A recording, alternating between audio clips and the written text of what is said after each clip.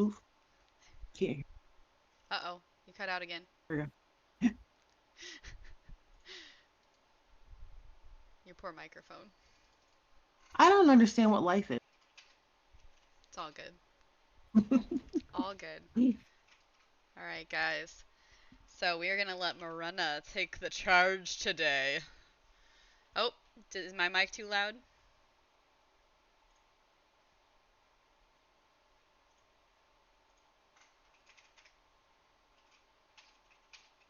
No, it's because when you came back up, I think your mic was like muted and we couldn't hear you talk. Oh, well, mine's been. I think my headset just got an update, and I'm wondering Mm, if that might be something they're trying to fix because I know the last few days I've been having a problem with it just like randomly cutting me out. Like it'll just mute. It yeah, doesn't even pick up at all, even when it's like right there. So right, yeah. no, no, the mic is like right there. It just it just no, it's not.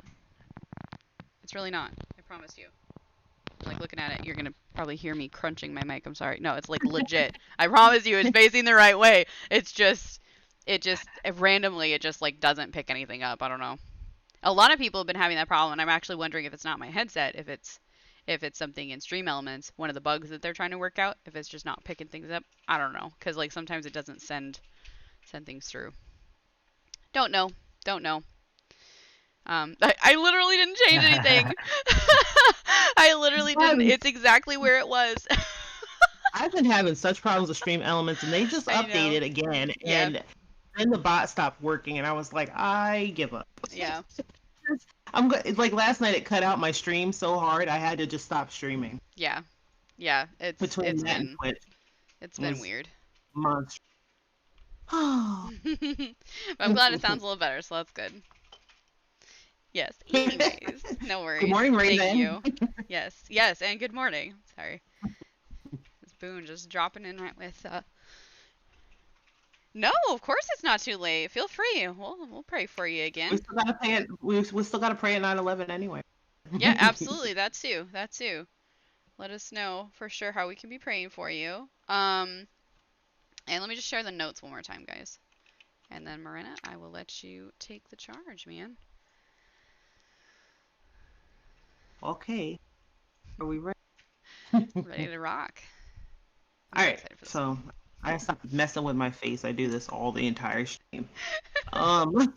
All right, so today we are talking about don't fail to enter rest. It's day 4 of the warning signs series, and our main point is as the great shepherd, God is our provider. The verse of the day is for we do not have a high priest who is unable to sympathize with our weaknesses, but one who in every respect has been tempted as we are, yet without sin. And it's Hebrews 4:15. Hmm.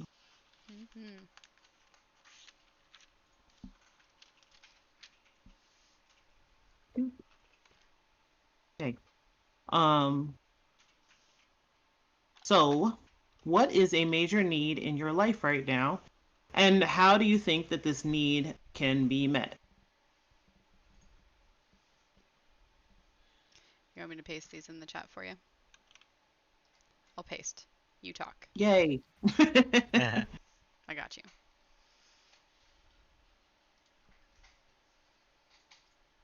What is a major need in your life right now, and how do you think this need can be met?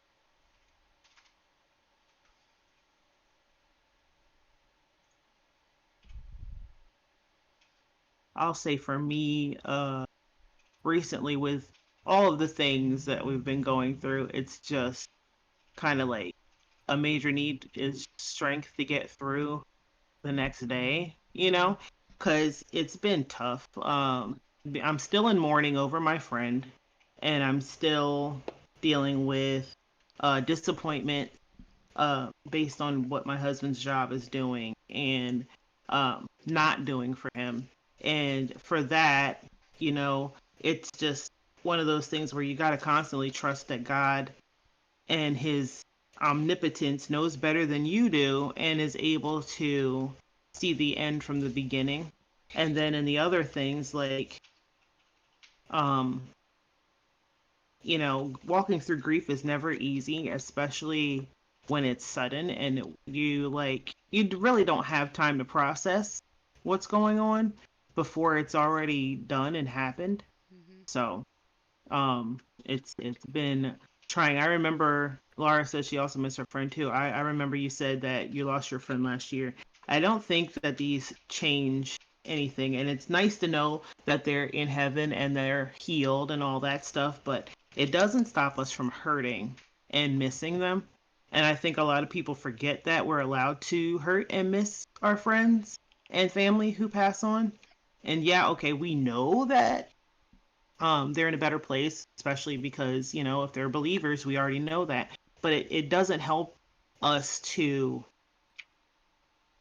push down our own feelings about grief just because we know where they went.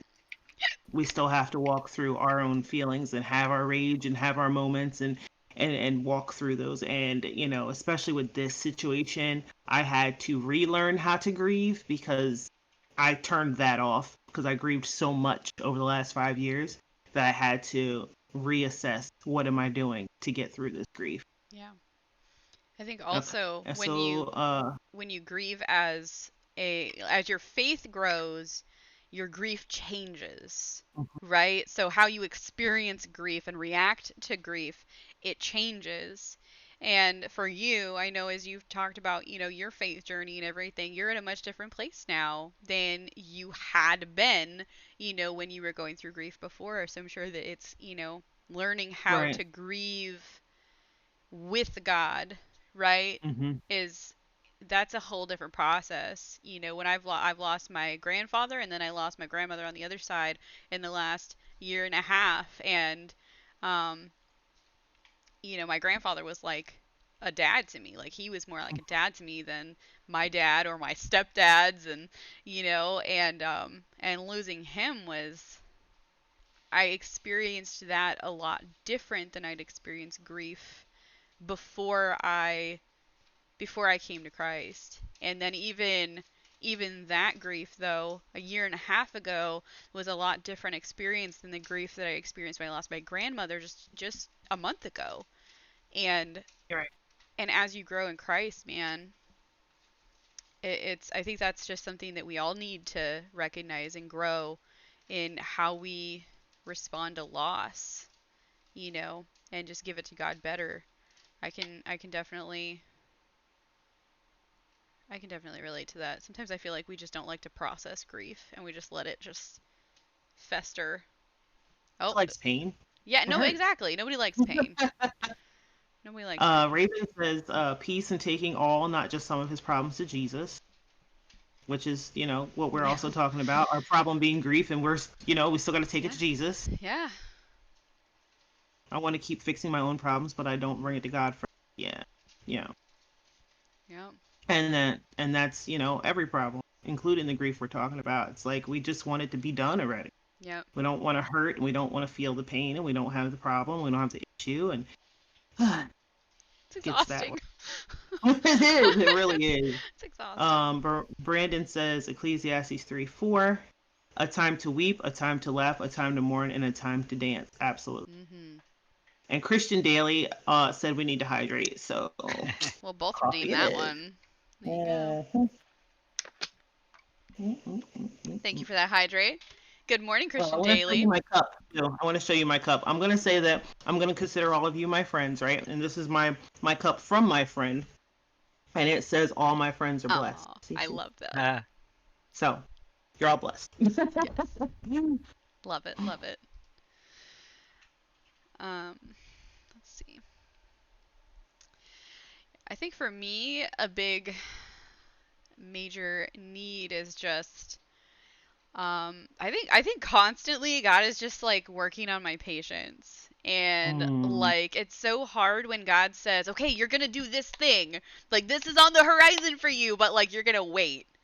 Right? And it's yeah, like figuring out God's timing for things is it's so hard for me. Like I know that things so many things are like God's like absolutely making it clear like this is totally ahead for you, but not yet. I'm like, come on. yes, Yeah, absolutely. Yep. Oh, It's that be patience. still and know I am God. It's like you're Yes. being still and Yes. waiting because you know he's God. He's got the timing in his hands, and you just have to wait and see when he says to move. It's like, come on. You just told me this whole thing. You know, like I gotta think back to Joseph on that because he had those dreams Yeah. and then he was enslaved and like thrown in jail and like all this stuff and he never like how many times do you think that he thought about these dreams that he had? Like, you know, in as us as normal people, what how many times do you think we would have looked back at our dreams like, man, this could possibly never happen Yeah. because maybe I was wrong. Maybe Right. maybe the interpretation was incorrect. Maybe this is just my lot in life, and I'm just gonna end up, you know, in solitude and destitute in this jail for the rest of my life. And it's just, you know, 30 years later. Right? And then you finally get the promise. Like that was a serious be still and know that I am God. Yeah, man. Like please don't put me in jail like that, Lord. It's just like, but you do that to yourself, Yeah. you know, Yep. when you're constantly thinking about those things. So I can understand Yep. I think that. that's so relevant to our topic this week too, just like resting in God and just trusting his Yeah. timing on things because man, I'm Mhm. feeling that right now. Like, oh man, it's Yeah. just such a big struggle. And Christian It's Daly, like, thanks so much yeah. for coming in. I hope you have a great day at school. I love that emote. That's so cute. That is so But cute. yeah, so like you know, being still and knowing and then like growing the fruits of patience and growing the fruit of long suffering that Mhm. people continuously forget that that's a fruit of the spirit. Yeah. Like Yep. Yeah. long suffering is a fruit of the spirit. Yeah. You have to suffer long in order to Yes. grow this fruit, and it goes along with patience and self-control. All of Mhm. these things work together. They have to, and you have to Yes. be gentle and kind in the middle of all of this long-suffering pain and agony. Like, Yes. okay, sure, God, whatever. Yep, exactly. It's so hard. Lauren says she also needs to work on her patience. Yeah, it's a big deal. It's a big deal. And having, like, we have kids here in my house and patience, and I know Jean has a child. It's like, oh, patience. Yeah, the kicking and screaming adult Raven. Yes, Yes. 122%. Yep. Yep. Oh, So, man. segue on a scale of 1 to 10, how likely are you to ask for help when you need it? Do you really admit when you need another's wisdom, support, encouragement, or resources and explain? Oh, Gene. And Brandon, feel free to Uh, jump in and interrupt us at any time. Uh, okay. Yeah, actually earlier, you mentioned the story of Joseph. Like also interesting to note, cuz like the reason why he was put in jail because he did the right thing. Like Yes. mhm. he told Potiphar's wife no over and over and finally she like grabs him and he like runs out of there basically naked because she had a hold of his cloak. Like he was that determined to do what was right. And then he gets put in jail for many, many, many years, and he gets forgotten in jail after like he helps the cupbearer, and Mhm. Mhm. deciphers the Lord deciphers the dreams through Joseph to them, Yep. and he still is in jail for another couple years before he finally gets out. Yeah. But then we see that the Lord highly exalted him to the second most powerful person in the entire known world at that Yeah. point. So Isn't that um, crazy? we have no idea the uh, the amount of suffering that we go through, or the trials, or the pains that we go through, how God is going to use those Yep. things. Exactly. Absolutely. Exactly. Absolutely. Let's see. Let's read that Nobody question. wants to answer this question Let's yet, I guess. let's read it again. Question. And I'm saying, oh, Gene, because you already know that you and I walk through a lot in DMs. And Uh-huh. on a scale of 1 to 10, how likely am I personally to ask for help? I'll say 3, to be honest. I agree with that. Like, I don't even want to ask my husband to pray for me. Like, I'm just like, whatever. And then, do you readily admit when you need another's wisdom, support, encouragement, of resources? I'm a 3, so no. Just absolutely not. I'm growing in And this. why? I'm growing in this, I will admit. Go Yeah. ahead. Yeah. Well, it used to be a 0 for me, so I think that's progress. That's progress. That's great. Yay! It's just one of those things where I think we get in our minds that we don't want to bother other people with our Yep. problems. And it's not even a sense of pride, and it's more like self-deprecation. Like, you don't feel that you are worthy enough to have someone else share in your griefs and problems and issues. So you keep them to yourself. It's Mhm. not that you think you're strong enough to handle it yourself or anything like that. It's more like, I don't want to burden other people with my problems, and I don't want to sound like the whiny friend all the time. Yeah. Raven says he's a 6. Brandon says he's a 6 and he used to be a 2. Yeah, like, so to explain that, like, I'll just say my parents aren't rich, but they're well off. And so I had a hard time, when people would try to bless me, because I'm like, I already have all the, at least materially, financially, the things that I need. But the Lord has really worked on me and taught me that if I deny someone helping me, I'm actually robbing them of a blessing. Yeah. Because not only is God wanting to use them to bless me, but He has a blessing in mind for them as well. And I'm Mm-hmm. denying them that opportunity if I don't accept their gift. Yep. Yeah. And you're Yeah. denying God what Yeah. he's trying to do. Like, if we pray all the time, Yeah. like, God, help me, help me, help me, right? But then when we say no to the help that people are wanting to offer us, or the help that he's telling us we need to seek from here, right? Like, whatever here is, he's giving us the avenue, and we are saying, no, God, your way of helping me is not good enough for me. That's not what I want. I don't want that help. I want something else. And it's like, you don't get to be choosy. Like, you take the help Yeah. that God gives you. And Right. that's one thing I'm learning with this Yeah. community. This community, man, has taught me a lot in that area. And I think I definitely used to be probably closer to a 0 or a 2, and I was very like, I need to do it all myself, and if I ask for help, like, I am failing and I'm weak, and nobody's gonna Yeah. think I can handle anything, and just all these lies that we tell ourselves, right? Satan's just totally just going on and on in our ears. And Right. I feel like over the last couple of years, I've realized how valuable that help is, and how again, like, when you pray for help, you take the help that God gives you. And that's, we have all these different areas to serve in the community. That is because God is like, you need help. Like, you need help. And in all these different areas throughout the community that are opened up. And it absolutely, I love that Brandon explained it that way, that it's a blessing to others as well. Like, Miranda, you can say, like, if I hadn't opened up for others to help prepare studies, you and your family wouldn't have those studies to do together, right? Like, you might do other studies, but you get to do that together, and that gets to be a blessing for you and your family to go through that together. It just as an example, and there's different things that if you don't let other people help, then you are taking away an opportunity for them to do Right. something that God's called them to do, because you're trying to handle it yourself and you're Right. not And meant it to. it boils down to pride, honestly. Yeah, I agree. And a desire to be controlling Yeah. and control the situation the way you want it to go. Yeah. And it's not good. Nope, it's not. Big thing in a lot of people. Raven says it takes strength and faith to seek out help. Yeah, Yeah. especially if you're on the Yeah. other end of the pride spectrum where you're like, you don't feel like you don't feel like you deserve it. So it's like, you can be so prideful that you don't think you need help, but then you can be so, I don't want to call it humble, it's just so self-deprecating that you don't think that you deserve help. So it's got to be a balance, you know.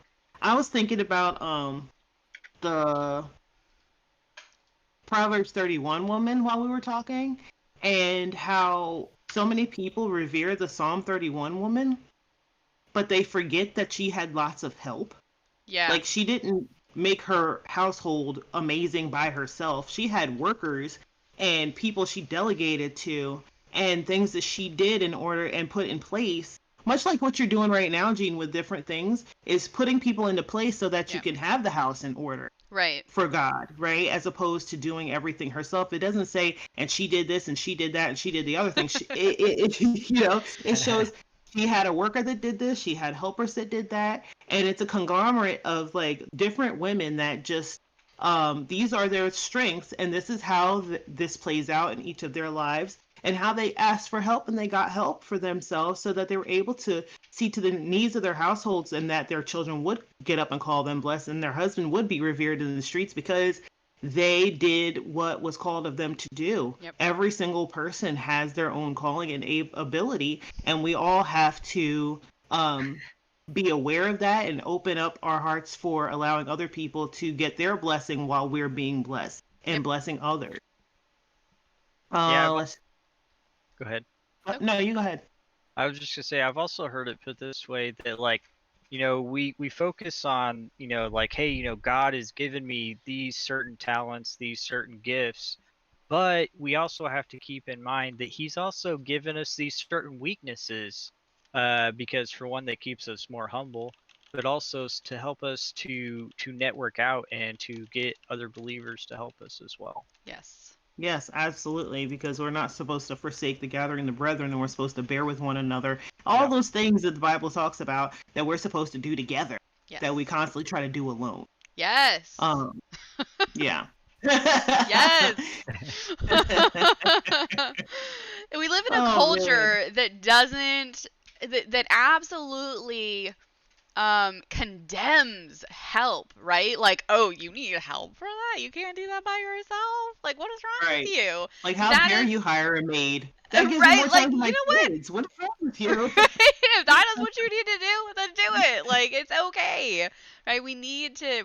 As long as I think the biggest point though is like let God guide the help, right? Like if God is Right. saying you need to tackle this, then you need to tackle it. But if God is saying this is the help I'm trying to give you right now, like you need to take this, then you need to take it, right? Right. Let God guide that, and don't let your pride get in the way.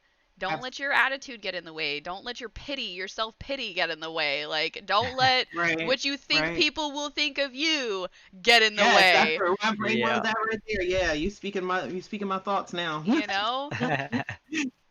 Yeah. So in Psalm 23, David used the metaphor of the relationship between a shepherd and his sheep to vividly describe the relationship between God and his people. David himself was a shepherd. You can see that in 1 Samuel 16:11.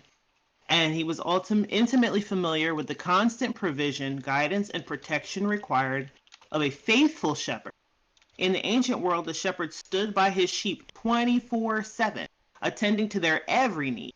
Jesus also described himself as the good shepherd who willingly laid down his life for his sheep.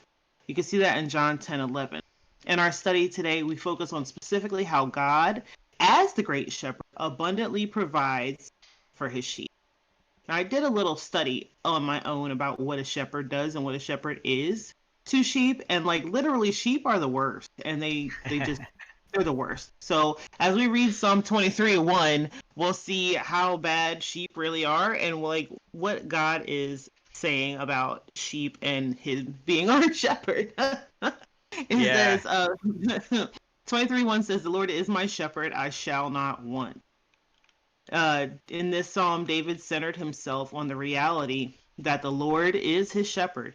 And when you think of God as your shepherd, what aspects of God's character or actions does this imagery highlight?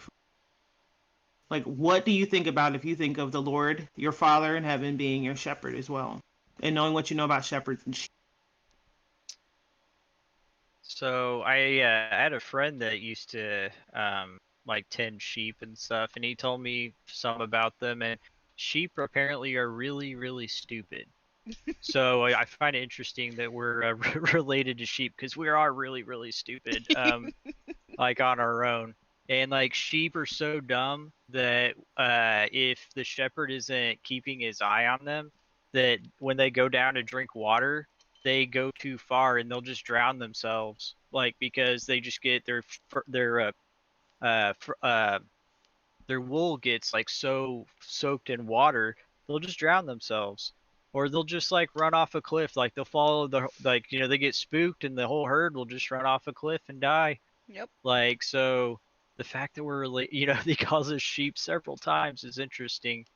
And and as far as like, God's role in that, we need his guidance. We need to know what waters are, good waters to go to and which ones we need to stay away from. And And the shepherd also has like that shepherd's crook, like the hook thing, so they can like kind of somewhat discipline the sheep by like pulling them back in the right direction.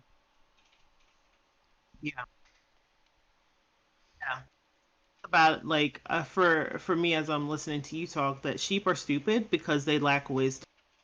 They have no wisdom. They literally Yeah. have no wisdom to like, and wisdom is a key factor in knowledge. And like, you can know that this is grass and you can eat it, but like, you won't have the wisdom to know that that grass over there is not the grass to eat. Yeah. Well, and I mean, uh, it says, I shall not want. Like, that just absolutely addresses the point that God is going to provide for all of our needs. He will absolutely make sure that we have what we need and that we are led in the right path as long as we follow our shepherd, right? Like, right, we're not going to lack Yeah. for anything that we need, and we will right. be satisfied. We will be truly satisfied when we rest in our shepherd and Mhm. trust him, right, to provide rather than going off and chasing the crabgrass over there and falling off a cliff, right? Like, Right, right, we're not gonna lack right. for anything. Yeah, Raven says our lives are a vapor in the wind to God. I know that somewhere in Ecclesiastes is like we're dust in the wind type thing. And then I'll take sheep, he says. And then Laura says shepherd takes care of his sheep, so God takes care of us. That's true. I read Exactly. a thing where it was talking about how if the lambs are too small and to walk by themselves or to get really cold really fast, the shepherd would take the lamb and put them in his bosom and hold that lamb while he's shepherding the other sheep. He still has that little lamb he's taking care of as they walk to make sure that that lamb doesn't fall by the wayside or get hurt. What are some of the needs that a shepherd meets for his sheep? Everything. I mean, I love when I think about what the shepherd does, like specifically like an actual shepherd, an actual sheep. He shears the sheep, right? So if you don't know this, a shepherd shears the sheep of the old wool so that the wool doesn't just continue to grow, get too fluffy. Like, wool will continue to grow. I don't know if you know this, but Uh-huh. wool will continue to grow, and it just grows and it just grows and it just grows. And then as it grows, it gets matted, it gets dirty, it gets stuff stuck in it, and eventually it becomes overwhelming to the sheep and it suffocates it and it weighs it down.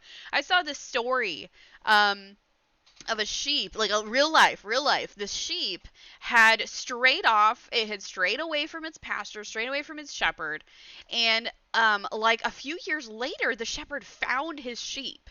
Okay, and this sheep was so massive that it was just weighed down and it couldn't move anymore, right? Um, And that is what happens when we don't let the shepherd clip off the old stuff, get rid of all the dirt, clean us up, prime us, right? Renew us and let us grow new healthy wool. That's what happens to us. It just keeps growing, and then the muck and the grind, it just grows and it grows and grows, and it gets so more suffocating and suffocating and suffocating and weighs us down until we can't move. Yeah. Right? And that's exactly what happens to us. And we have to go back to our shepherd and let him shear all that crap off so we can be free again. Yeah. Right? Yep. Yep. Raven said shepherds would break the legs of the sheep that would run away to keep them safe. No joke. Yes, Does that absolutely. preach or does that preach? Like when I was talking to you about guys about my friend who kept running from God and then he was struck with this illness for the rest of his life. He Yep. can't run from God anymore. He can't Yeah. do it. Yep. He just Absolutely. can't do it. And that's Because he actually has nowhere to be but in the presence of God. I know I'm going to be jumping ahead on You're sort fine, of you're fine. accident, but like where it says your rod and your staff they comfort me later on, Hmm. wherever the heck.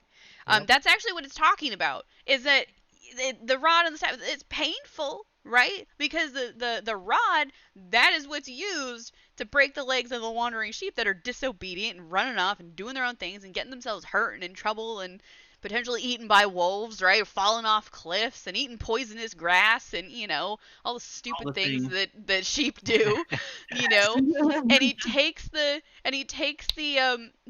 rod and he breaks the legs and carries them home, and it's painful, but it's to teach them and it's to protect them, and it's the same thing for us, right? And then the staff is to guide. Like, they know that that staff means I'm in charge, Right. and you're gonna follow me, and if you don't, you're gonna feel it, right? And it's Right. to keep them. Yes, it's painful, but it's teaching them to stay obedient because it's good for them. And they eventually hopefully learn to stay put and stay where it's safe, right? Right. But it's not meant to be mean. It's not meant to be cruel. It's not meant to inflict pain like on Right. like purpose, you know what I mean, to be mean. Right. It's Right. it's to train them to Hmm. stay with him, right? Yeah. And it's And not like he trust just him. leaves them there after he does it. He No. actually takes care of them again. He's like, "Oh yeah, by the way, here I'm gonna fix the thing I broke." Right, and So he mends, he yeah, yeah, puts a cast on all that stuff, right? Like, he all of takes that care of stuff. them. So just like, when you feel that punishment coming, he's still Uh gonna huh. mend the wounds, and he's still going to heal you and comfort you and help you and guide you, just like the shepherd will his sheep, right? Yeah. So yeah, sheep are helpless on their own. Every need has to be known by the shepherd in order for him to adequately provide for the sheep. You're absolutely. We have a question in chat from Natalie. Good morning, Natalie. How can we be brought into account from birth for a life we never had a say over and were thrust upon? It's literally like you're a sinner from birth due to other shortcomings and you need to apologize for your existence. Stephen said, I believe that it's a verse in the New Testament somewhere in Romans about putting off the old self and putting on the new self. I have Um, put the reference in. I see 2 Corinthians 5:21. For our sake, he made him to No, be that's sin who knew no sin. That's not you. yeah. No, That's the it's bot. that's the bot. Oh, that's the bot. Well, it still works out, right? Yep. He made Yep. him to be sin who knew no sin, so in him we might become the righteousness of God. Looking, chat is too small. I need to make it bigger. Okay, here you go. Ephesians 4:22-24. To put off your old self, which belongs to your former manner of life and is corrupt through deceitful desires, and to be renewed in the spirit of your minds, and to put on the new self, created after the likeness of God in true righteousness and holiness. Okay, hang on one second. Natalie, They can't hear I us? want to hold Is on. that Hold on. Natalie, I want to okay? address you. We're not being silent on yours. We're getting caught up in the chat. And I just want to say that we do try to stay on topic here, and if you would like to address a tough topic that is not within the topic that we're talking about currently, I'd encourage you to join the Discord and let's chat about it. Definitely not trying to ignore your comment. You said we were just trying to get Absolutely caught up a not. little bit here and then address everybody. But absolutely, Right. if you would like to join us in the Discord, please do, and we'd be happy to talk through that with you. That's Yeah, not I have on some topic for verses our to study address right now. that. Yeah, I have verses to address that if you'd like to post that in the tough topics. Yeah. So I'll be honest, I changed the name of the channel, so it's called Diving Deeper. Oh, okay. To match the blog, by the way. So feel free to jump into the Discord with us and pop into the Diving Deeper channel, and feel free to post that in there if you would like to talk about that. Okay, this just isn't the right atmosphere for every kind of conversation, and again, we just try to stay on topic here. Okay, but we do wanna address that. For you. That is a very specific and very important question, Yeah. and we all have to pose that for ourselves and Mhm. learn about what it really means. So, I don't want you to feel like you have to apologize for your existence, but I No. also want you to understand that we want to talk to you. Yep. And so, therefore, the Yeah. Discord link is there, Diving Deeper channel is there. You can whisper one of us, that's fine. Yep. Whatever, because we want you to understand that you're heard, Yep. you're seen, we're And not you're ignoring loved. you, and you're loved. Absolutely. Yeah. And you're valued, and your question is valuable, and we would love to have that conversation with you. This just isn't the right place and time for that right at this moment. So definitely, if you genuinely want to have that conversation, we invite you again to join us in the Discord, jump into that Diving Deeper channel, and we would love to have that conversation. Also, I Yeah. want to address Lone Wolf said something that it was modded, but I do want to address there is a difference between uh, the imagery, the legitimate actual imagery of a shepherd breaking the legs of his sheep. Let me just stress that that is not condoning abuse. Absolutely Okay? not. That is not to say that the Bible is saying it is okay to abuse anybody. I want to address that very, very firmly. Okay? That is not what that is saying. That is saying that sometimes we will feel a painful lesson from God, our shepherd, from God. Okay? A course correction. And it's not going to feel good, Mm-hmm. but it is for our good, and it is to correct it. It is for us to grow. That is not saying that anybody has a right to abuse another human being or another living being. I'll extend. Amen. Okay? So that is not what that's saying, and I will make that loud and clear. Lone Wolf, I appreciate you speaking up about that. And I absolutely not saying that that is okay to abuse anybody. That's not what the scripture is saying. So as we're talking about where the context is coming from, please understand that. Everybody, please understand that. That is not what that's saying. I can't stress that enough. So, yes, I hear you. I see you. And I want to definitely address that. Okay. Let's get caught up again here. I think we left off at Clemson. Hello, Clemson. So glad to see you. You skipped me to... Oh, no. Did I skip you? Did we skip you? No. I'm so confused. I said he was kidding. Clemson said he was Okay. kidding. She. Lady. She. Sorry. Hi, lady. Sorry. Or she said, "Oh hey." I don't know. Like So- back up there. Oh, She okay. said, I'm "Oh, hey." sorry. Good morning. For those of you just popping in, we've got Morena here with us. And actually, you know what? I'd failed to do this in the beginning. Let's do this real quick. So if you would like to follow up with her, did I spell that right? I think I did. Okay. Please give her a follow on her channel. I put lady so people know, and I'm still called a dude. I call everybody dude. I do. I call everybody dude, right? But yes, lady. Yeah, so follow Kingdom Academia. That's where she streams with her family. But Morena is going to co-host with us once a month. That's who we have here with us. So welcome. Thanks for being here, guys. And let me just get caught up here for us. Shepherd is God. Yes, Raven. Lone Wolf, thank you. Yep, I got you. Just exactly what my pastor said and never answered me with that exact question. Bless you, but think about it and have a right answer when it's relevant. Be better people. Well, I'm sorry that you feel that way. I'm going to use my discernment from God, and Morena here, I can speak for her in saying that she will do the same.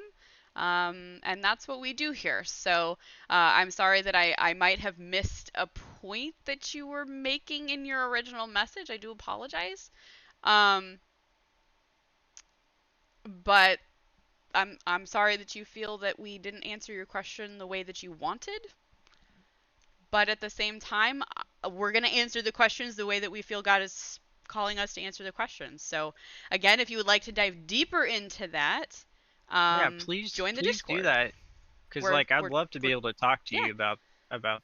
We genuinely are trying to open that up for you to have that conversation. So I'll just be honest and say you can assume that we're gonna push you off and never come in to have that conversation, or you can come in and find out for yourself. And I mean that like lovingly. I'm not trying to be mean. I'm just being very honest. I really genuinely would like to have that conversation with you. There's a time and a place. And the conversation right now is not about abuse, as was stated. I'm sorry that's. It sounds like a couple of people have history with this particular verse relating to excuses for abuse, and I had already addressed that. That's not what it's saying, and that's not what we're saying, and that's not what we're condoning. But the conversation is not about abuse. The conversation is actually about rest. So I will do my best. Morena will do her best. We all will do our best to stay on the topic for the day. And any rabbit hole conversations that come out from that, we do want to have. and we give you a place and invite you to the place to do that. So again, I'm sorry that you feel like we skirted you off a bit there, but totally not the intention. We genuinely want you to come in and have that conversation with us. Okay, so thank you for bringing up your comments and your questions, and we appreciate them and we value them and we want to answer them. This just isn't the right time and place. So let us do that. Let us have that conversation with you, and please don't assume that we're just gonna brush you off. Okay. Right. That's what I got for you. So, all right, the Discord link has been shared multiple times. So please feel free to join us if you have not yet. And if you have, again, we'll just reiterate one more time, the Diving Deeper channel is where it is appropriate to have that conversation, okay? Would love to see you ask your questions in there. Absolutely, okay? Let's see. Issue. Hold on, let me get caught up here. Doing that, but I want to make sure that whoever's following along in the notes is also in the same spot with you. So reading Psalm 23:2 and Matthew 6:25-34 is where we're going next while she catches up. Okay. Thanks. Yep. Okay. Well, Natalie, I feel like I addressed your questions. If anybody else would like to reiterate anything or extend on that, you're welcome to, but I don't know what else to tell you.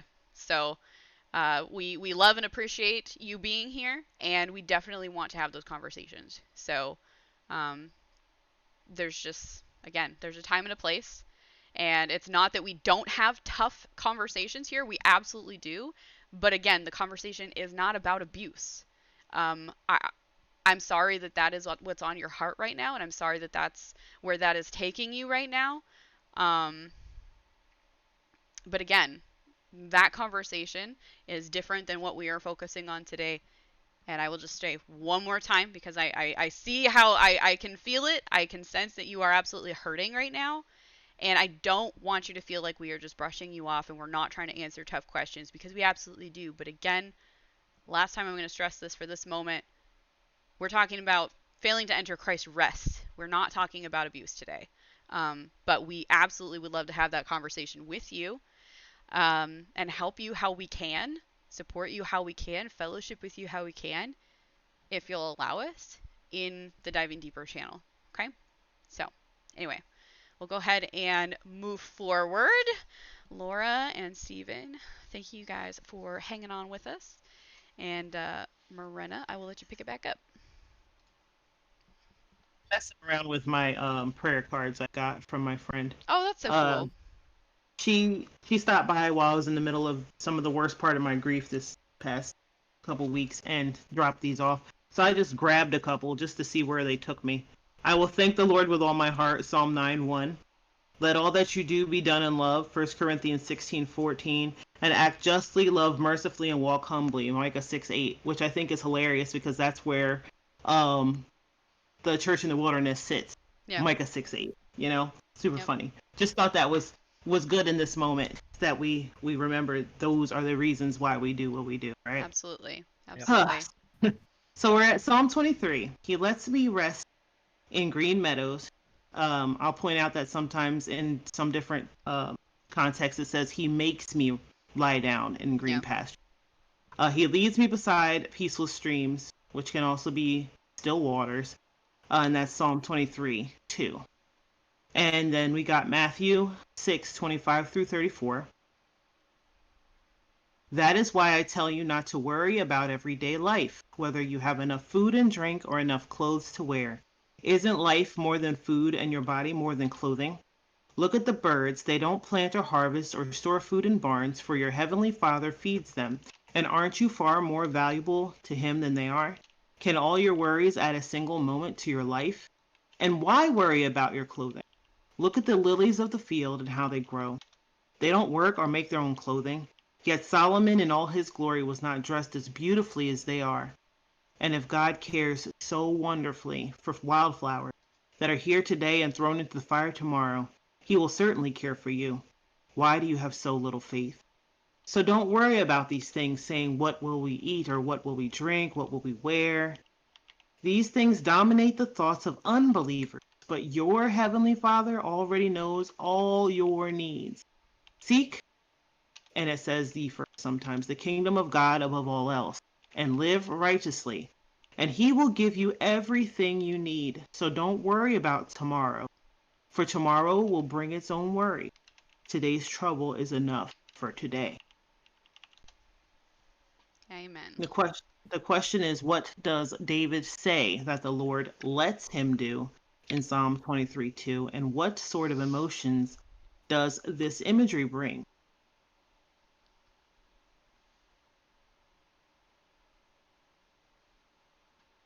What does David say the Lord lets him do in Psalm 23:2? And what sort of emotions does this imagery bring? Psalm 23:2 again is, he lets me rest in green meadows. He leads me beside peaceful streams. He lets me rest. He lets me rest. Plain and simple.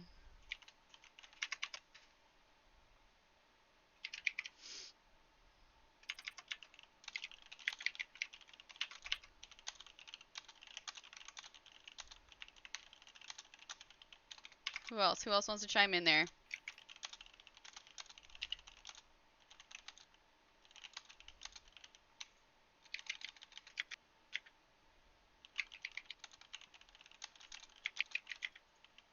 Well, in the research that I was doing, I found it says that the sheep were lying in green pastures and by spring waters, and it's an image of springtime in Israel. Because normally in Israel it's drier and more desert-like, even though it's not a desert technically. And then the grass is more abundant, and the sheep can drink from calm wells and springs without being rushed or pushed by a current. Apparently, when it's not technically springtime, the water rushes faster and things are a lot.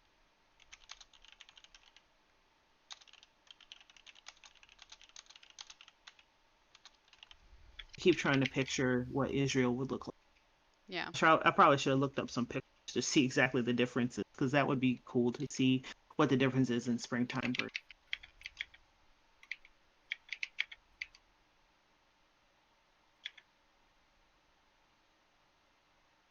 And then David describes himself in a state of rest because of the Lord's provision for his needs. This is a foreshadowing picture of how Jesus provides for us. Philippians 4:19 says, and my God will meet all your needs according to the riches of his glory in Christ Jesus. And letting me lie down is a Hebrew form. The verse there, the words used, is a Hebrew form showing that God is the cause of the refreshment. So it's not just laying down and whatever. God is the cause of refreshment. I also want to point out this is a relevant example right now.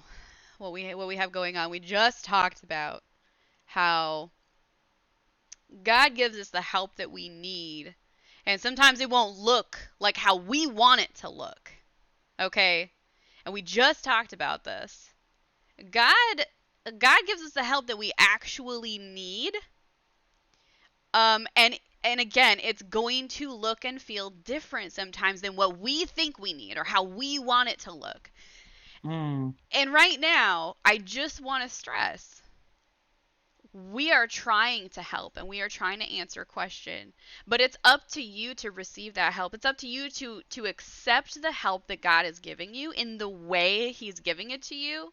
And if you choose not to accept the help that God is giving you, you're not going to find the rest that he's also trying to give you, right? So I just, this is so relevant right now, and this is a great lesson. This is a great lesson, and I'm not trying to, I promise you, I'm not trying to be mean. I mean this very lovingly, that God wants to give you help, but it's up to you to accept the help in the form that it is offered to you, right? So,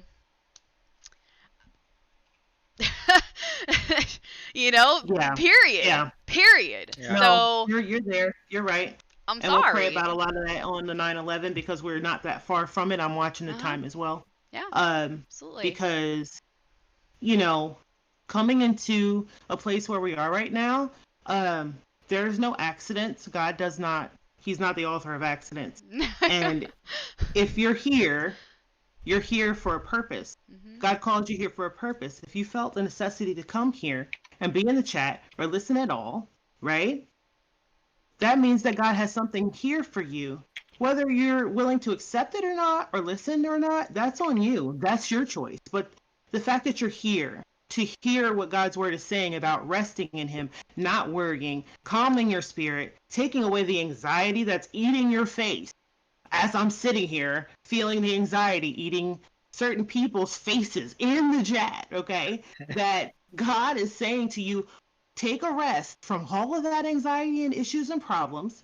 Listen to what my heart is really about, Mhm. as opposed to assuming what my heart is. This study is literally telling you today, of all days, that God's heart for you is to rest in Him, Mhm. trust Him, and know that He has your best interest at heart, Yep. regardless of how you feel or think about the world around you, how people have taught you or treated you. But that God is here to tell you, literally, He's telling you, what do you care about anything in this world as long as you know that I am here taking care of your every need according to my riches and glory. God has riches that we'll never see until we get to the kingdom. However, what He gives us on this earth is just as rich if we allow Him into our hearts to do the work in our lives. Yep. We can't get the benefit without accepting the proposal. Yep. Okay? Yep. We can't get the benefit without accepting proposal. God is proposing to us, come, be with me. Be my bride. Let me take care of you. Yep. Every need you have. Don't you worry. You want to drink? I got you some water. You want to eat? I got you some food. You need some clothes? I got your clothes. You don't got to worry about a thing. But unless you're willing to take that proposal and say, yes, I do, God, I'm going to trust you at your word. You specifically said this, and I know that you are not a man that you should lie. You are not going to have your word returned void. If you're not going to do those things, then you're not going to receive what it is that God has planned for you. Yep. And no amount of questioning or asking is going to help that. Mind you, you're supposed to ask, seek, knock. Ask, continually ask God. Seek Him out and knock for that answer. And right? have a heart to receive His But you answer, have to not have the the heart answer, to receive. not the answer Yes. you want to receive. The Right, answer right. God needs you to receive. Right? Yes. So that's what we're Yes. talking about today. So you were not placed here by accident. Like, this is absolutely on track with what you're experiencing right now. And Right. and that is very much on topic. So I just want to stress that. And again, and actually, I want to point out too that one of my mods, Raven, he pointed out that actually one of the rules of the chat is to be respectful and mindful and stay on topic for today. So it actually very clearly says we're going to stay on topic. So I'm sorry again that you feel maybe attacked, but we're going to obey God, and it's up to you whether you obey God or not. I mean, I'm sorry to Right. put it like that, but at the same time, I'm not sorry, because that's what we're all here to do. We're all here to learn how to obey God better and how to hear Him more clearly, how to love Him better, how to be in a stronger relationship with Him. And if we're not open to receiving the help that He is offering us, then we're not really open to receiving the truth. Right? We're not open to receiving the truth. You need to have the heart to actually take in God's truth and how He wants to help us, right? And so if we aren't willing to do that, then we're not really willing to be helped. Like, just point blank. Like, I don't know how else to put it. So, um, that's where we're at. But I'm gonna say we're gonna move on. We're gonna move on, and Yep. I would love for you to stay and listen to the continuation of our study. I think that it would be really good for you. That's just from me to you. I think that it could be really helpful for you right now. And I'll be praying for you. And I'm responsible for my part. We're all responsible for our part. We're all responsible for our part and how we receive things. And, that's all there is to it. So I'm sorry that your feelings are hurt right now. And that's not the intention. But we're gonna go ahead and move forward and stay on topic today. Okay? And So I'd just like You to want add to one thing. We go do ahead. care about you. We really yes. do want to answer your question. But we have a time slot here, and we need to be moving forward Mhm. in the discussion that is at hand. Yep. So please, like we keep telling you, just message one of us, Yeah. or go on Discord. We want to answer. We want to help you understand. Yes. Right.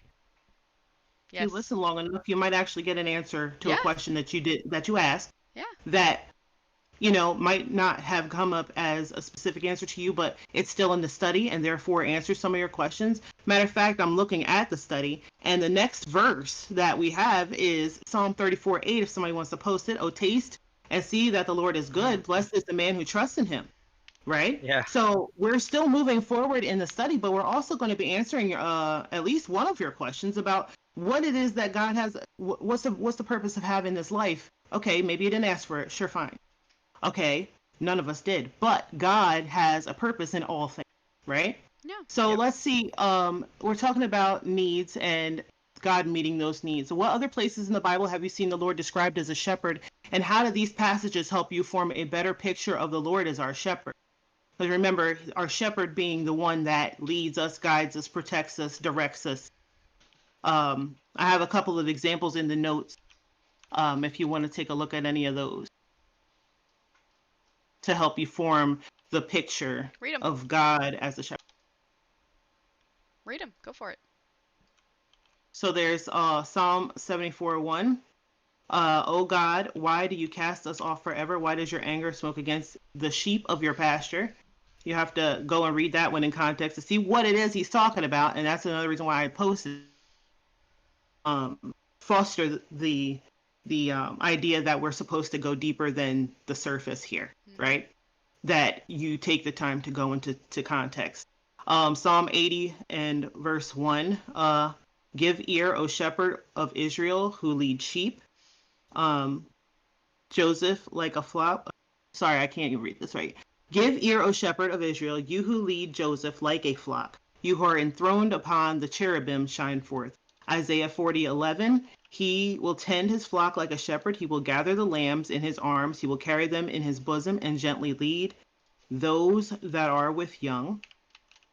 And Ezekiel 34:11 through 16. For thus says the Lord God, behold, I myself will search for my sheep, and I will seek them out. As a shepherd seeks out his flock when he is among his sheep that have been scattered, so will I seek out my sheep, and I will rescue them from all places where they have been scattered on a day of clouds and thick darkness, and I will bring them out from the peoples and gather them from the countries, and will bring them into their own land, and I will feed them on the mountain. And yeah, Oh, cut yep, off. yeah. Yeah. So That's supposed to be 16. And Pull it up. thingy.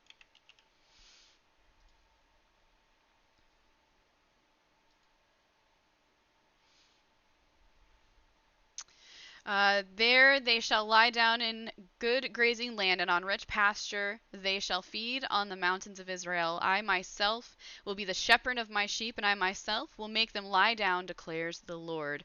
I will seek the lost, and I will bring back the strayed, and I will bind up the injured, and I will strengthen the weak, and the fat and the strong I will destroy. I will feed them in justice. Mm, what a passage. Mm. Hmm. As Mama Redneck said, you Ezekiel 34:12, as a shepherd seeketh out his flock in the day that he was among his sheep that are scattered, so will I seek out my sheep and will deliver them out of all places where they've been scattered in the cloudy and dark day. Matthew 18:12 through 14 from Bereans of Flame. What do you think if any man has 100 sheep and one of them has gone astray? Does he not leave the 99 on the mountains and go and search for the one that is? Uh, God works all things out for good, for our good, and does answer prayers, but not always in the way we want. He does what is best. Laura says, and Jean posts, Acts 5:29. But Peter and the apostle answered, "We must obey God rather than men." Ooh, this the chat is just all lit up. Bereans aflame. Jesus refers to the Father as a shepherd when answering the Pharisees' questioning Jesus' behavior in dining with sinners. Matthew Mm-hmm. 18:12 through 14. Uh,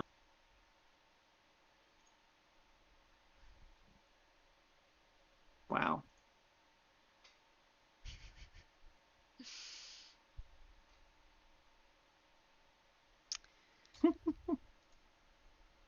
So, in all of that, what other we see in all the other places that we can find that the Lord described as a shepherd, right? And how do these passages form a better picture of the Lord as our where does that take you in your mind? Like if you were to make a mind picture of the shepherd after reading all of those verses. Loving. He's gonna Yeah, he's gonna do what it takes to chase us and bring us back to him. You know? yeah, and it also shows a picture that it has to be him doing it. Like Yes. the sheep are doing their own thing, and he's the one that takes the initiative to go get the lost sheep and bring them back. Second Exactly. Corinthians 5:21. What is that? For our sake he made him to be sin who knew no sin, so that in him we might become the righteousness of God. That's the one the Amen. pops up. That's the little pop spot. And then Mama Redneck says, I love the imagery of the shepherd. Have you seen a video of a shepherd calling his flock? I Yes. I have, and it's pretty cool. I love that. So with that, it's really cool because every shepherd has their own call, right? Like they have a specific call that their sheep recognize, right? And so that's really cool because, and it's such perfect imagery because as we learn to trust in our shepherd, we learn to hear our shepherd's call more Yeah, clearly, right? We identify that and we know when it's him calling us, right? We know when it's right. our shepherd calling us, just like the sheep know when their shepherd is calling them because there's a very unique call to his sheep. It's man, it's so cool. You should look that up, guys. If you have not seen a video of a shepherd calling his sheep, I encourage you to look that up. It's really fascinating. Yeah, yep, yep. Oh yeah. Brilliant. Go ahead. Oh, it's something else that came to mind that I remember. The ones who are the actual shepherd and you know the like the owners of the sheep or the or if it's their father's sheep, like they've been grown up and the sheep have been grown up and raised around them. They recognize the shepherd's voice, Yes. Hmm. and if Hmm. another tries to do the same and call the sheep don't hear his voice. Yep. And that may sound familiar to you because Jesus said that too, that my sheep hear and know my voice. Yes. Hmm. Yeah, I Exactly. just posted that actually. You're right Oh, on the same wavelength. Yep. John 10, okay. 27 through 28. My sheep hear my voice, and I know them, and they follow me. And I give eternal life to them, and they will never perish, and no one will snatch them out of my hand. Yeah. Yep. Yep. My sheep know my voice. He Yep. specifically states that in scripture. Yep. Bereans of Flame says that his long suffering isn't for a supposed predestined elect, but for all believers and non-believers alike. Absolutely. Yep. Yep. Absolutely. And Laura, Absolutely. He we'll have to find stays the that way. video and post it up in the Discord. We'll find it and post it up. Yeah, I want to see that too. Yeah. Luke 19, 10. I want to post that one real quick. Luke 19, 10. Um, goes right along with what we're saying. For the Son of Man has come to seek and to save that which was lost.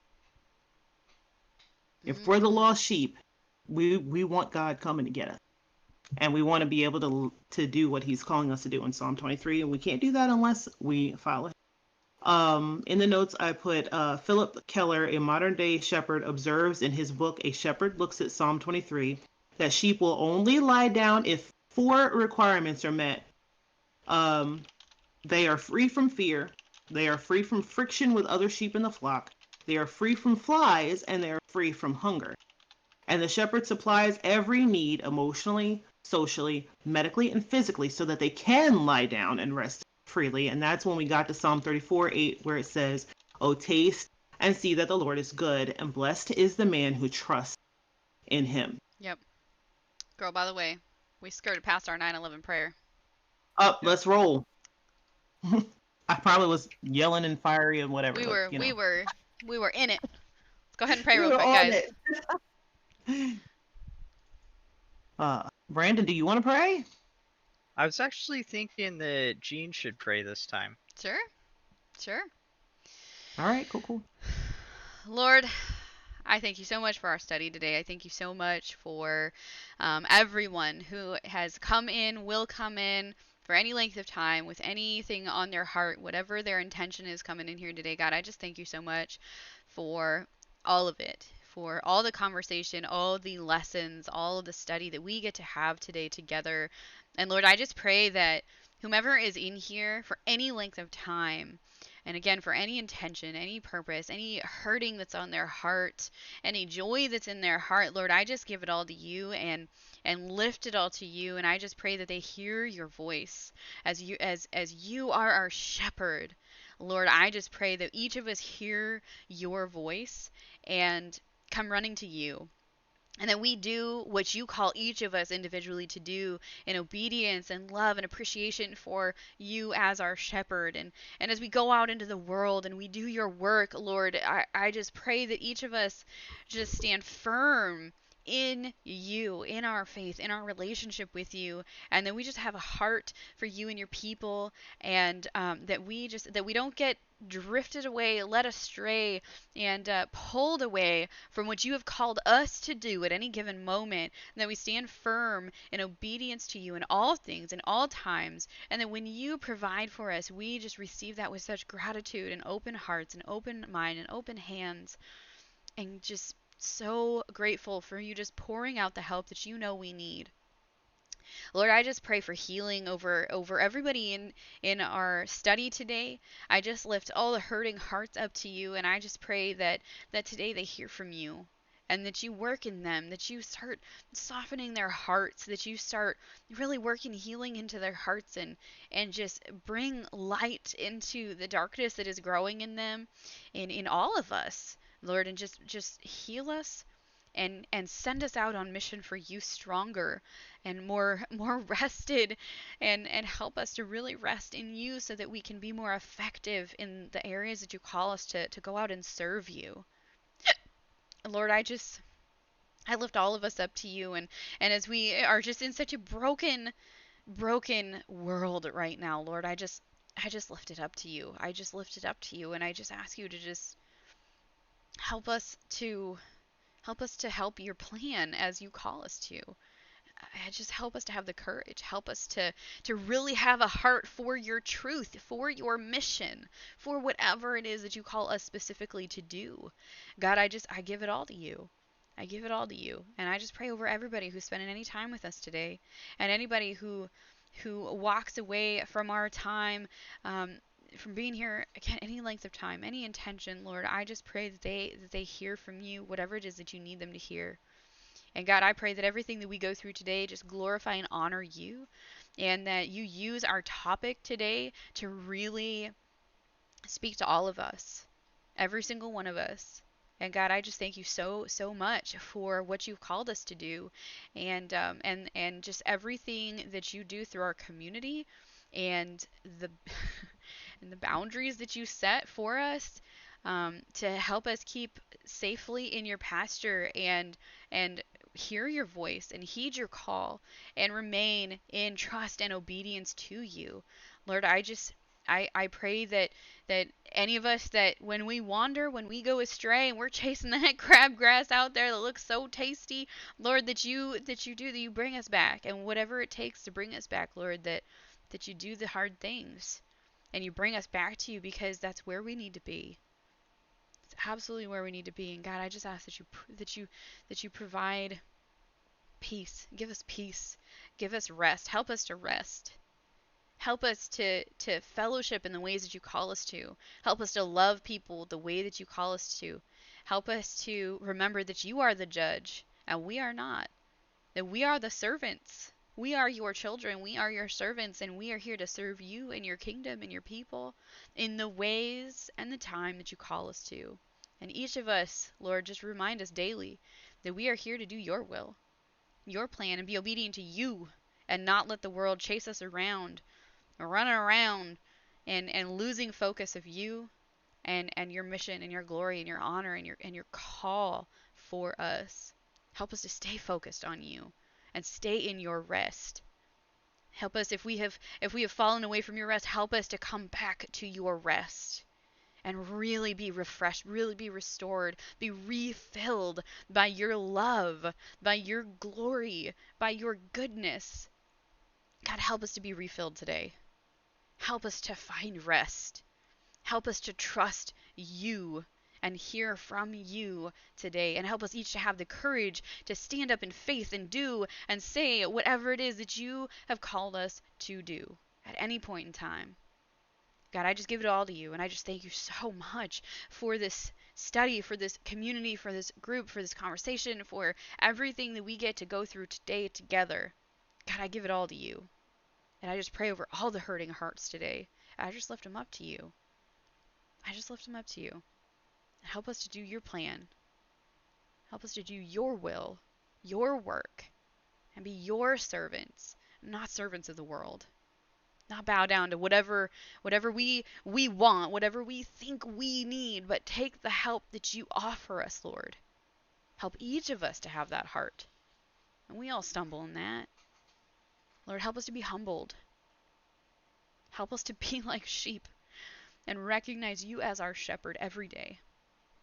Lord, I give it all to you. And I thank you so much for all that you are doing, all that you are working for your good. And God, I thank you so much that you have a plan, that you are in control. God, I just thank you so much for all of it. In your name, Lord. Amen. Man.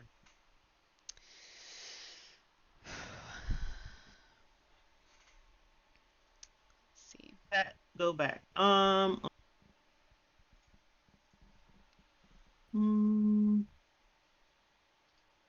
Okay.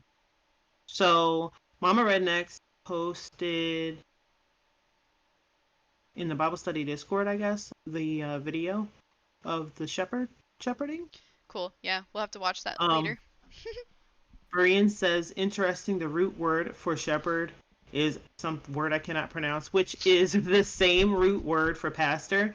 This suggests that how a pastor behaves and what he preaches is how he suggests Christ behaves, and what he teaches. It's a heavy charge to take such a position and danger to not fulfill that charge faithfully. Yes, it is. Yep. For anybody who doesn't know, that's the mantle God has placed on myself and my husband. Yeah. So no. we have been credentialed, and it is a thing that we have taken on as God has led us. And it is not easy being here with you all right now. The nervousness that I had is not because of you all. It's because I want to do my father a credit. Yep. In what I'm saying and what I'm speaking today. I don't want to fail. He is the ultimate of all the things, and I get really emotional about it because I feel that deeply about it. And I know that God has a purpose for every place he sticks me to be able to do this. And right now that happens to be online in the middle of a pandemic. And that's, that mantle is a heavy, heavy charge. Yeah. So I don't take it lightly. My husband does not take it lightly. We raise our kids and we don't take it lightly ever. We always let them know how heavy that mantle truly is. So I covet prayers on all of those things as he leads us and guides us in the ways that we are to pastor and shepherd around us. Okay. Have you ever heard of the book Shepherding a Child's Heart? Stephen asked. I have heard of it, but have not read it. Something I should look into. Will you put that in the study resources channel of the Discord? I know you're in there with us. Hop over to the study resources, plop that in there. I love when people have book suggestions. A lot of us really, really like those book suggestions. Would love to not lose that. Yeah. And I know that Jean already posted the two books that I suggested earlier in the week. They were both by Bonnie Gray. One is called Finding Spiritual White Space, and the other one's called Whispers of Rest. And they are both super beneficial in finding the rest spaces that we are called to see. Um, so I love it. those are the things. Stephen, thank you. I'm trying. I You're try doing to great. be, I just, you know, like I laugh because I know Gene and I are sisters in spirit because we are the two that really would just like to open up our mind like this, right? Just funnel in what God is saying and let it directly come out our mouths with us not interfering at all. Like let's just let Amen. God be God through that, and that's both of our goals, and I know that's why God put us in where we are right now together, doing life like we are. It's pretty incredible. So it's a blessing to be here with you all, and I thank you all for showing up and sticking with us through the study, Yes. highs and lows and roller coasters as it is. But that's the walk of God, isn't it? That Yes. it's not Yeah. going to be easy, and it's not going to be easy to snatch that rest when you need it, No. and when you want it, and keep your heart at rest at all times. It's not easy, It's and not these easy. studies help show you just how much we need to really focus on the rest that God has called us to have. You can't have rest in Jesus unless you know what that means. The shepherd supplying every need emotionally, socially, medically, and physically. Like, come on. Like, that's every need you could possibly have, and God has it all in his hands for you. Like, I know there's parts of the Bible, there's a part of the Bible that says he has numbered the hairs on your head, which means every time one falls, he's like, that's 12,372 just fell. That's Right? 4,373 just fell. And he carries your tears. He holds your tears. How many tears have we all shed? You know, whether we like to cry or not, it doesn't matter. God has every single tear. Like it gives you a different outlook on who God really is to you because he literally is your personal God. Yes. Personal God. It's a personal relationship. That's Personal. why when people say, what kind of Christian are you? I say, I'm the kind that has a relationship with God. And that's all I care Right. about, right? It's not Right. about, Right. what denomination or what. I have a relationship with God. And that That's is all what he matters. calls me to have is just, I have a relationship with God. I don't need a label. I know Right. where my identity is found, right? Right. I don't need Right. any of that worldly fluff, right? I just Right. need to be right in my relationship with God, and that's what we're here for, right? Like that's what we talk about every day is our Yeah. personal relationships with our heavenly Father, Yeah. right? Yeah, That's it. denominations won't save you. No. No, it's about your personal, I will say it one more time, personal relationship with God. That's what we're called to. Yep. Yep. Period. Yeah. Which leads us to in Matthew 6:25 through 34, what response to life's needs did Jesus teach against? Against, not for, against. And do you ever feel the temptation to respond to life's challenges?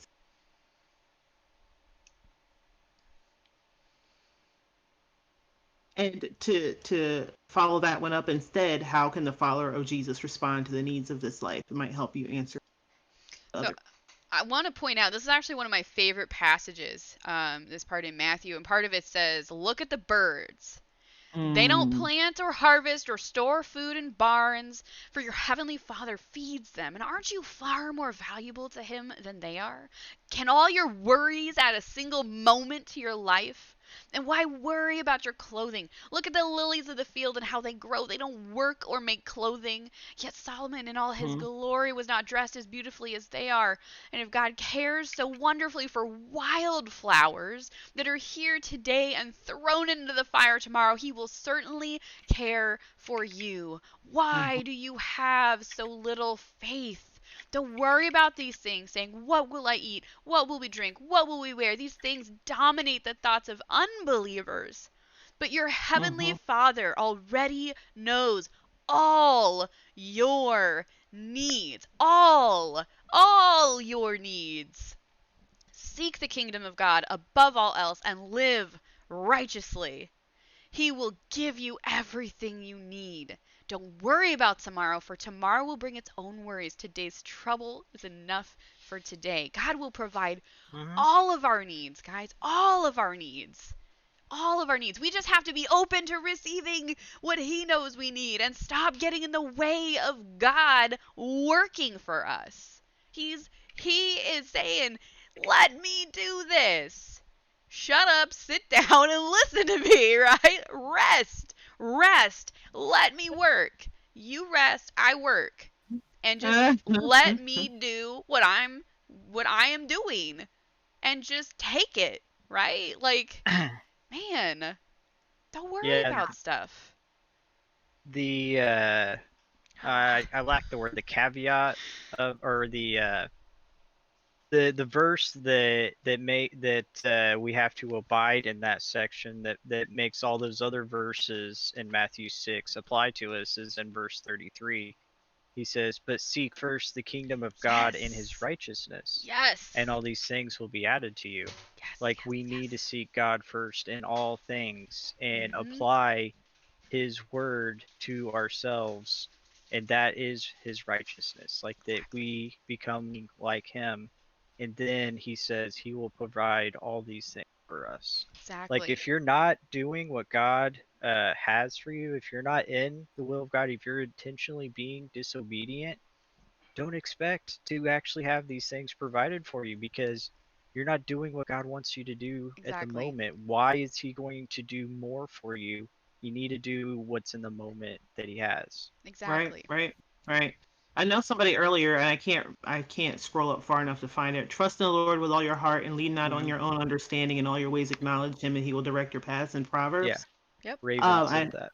Yeah, Raven. Okay. So that just goes right into, if we don't trust in the Lord with all our heart and lean not on our own understanding and in all our ways acknowledge him and give Hmm. everything to him, he can't direct our path. He Right. cannot show us. Like Yep. we were this is the whole You're thing. Like you're we blocking can't him. have a path beside the still water if Mhm. we don't follow where he's leading us. Like we can be coming after like the one, but if the one doesn't feel like they want to come back or doesn't want to hang with us, we can't help you. You have Yep. to be willing to like allow God to show you the path. You Yep. have to be willing to open your heart to where God is leading you.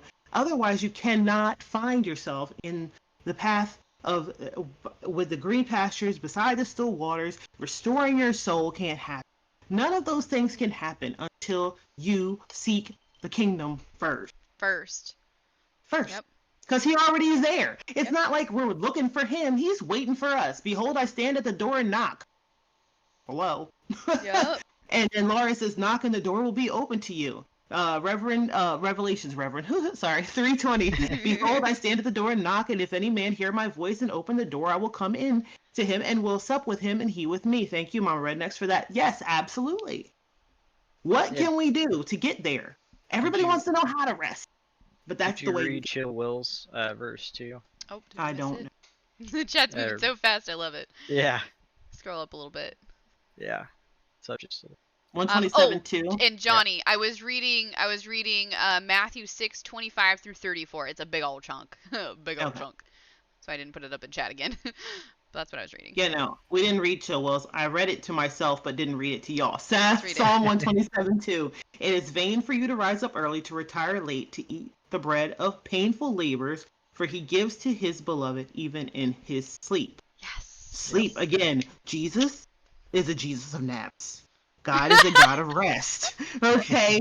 He likes naps. He likes when you sleep. He can do more work when you're sitting still than he can when you're moving around sometimes, because you move around too much and you're doing whatever and you're not, you're, like I said, beep boop bopping through life like a little robot, but you're not doing what he said do in everything. He has to recalibrate you.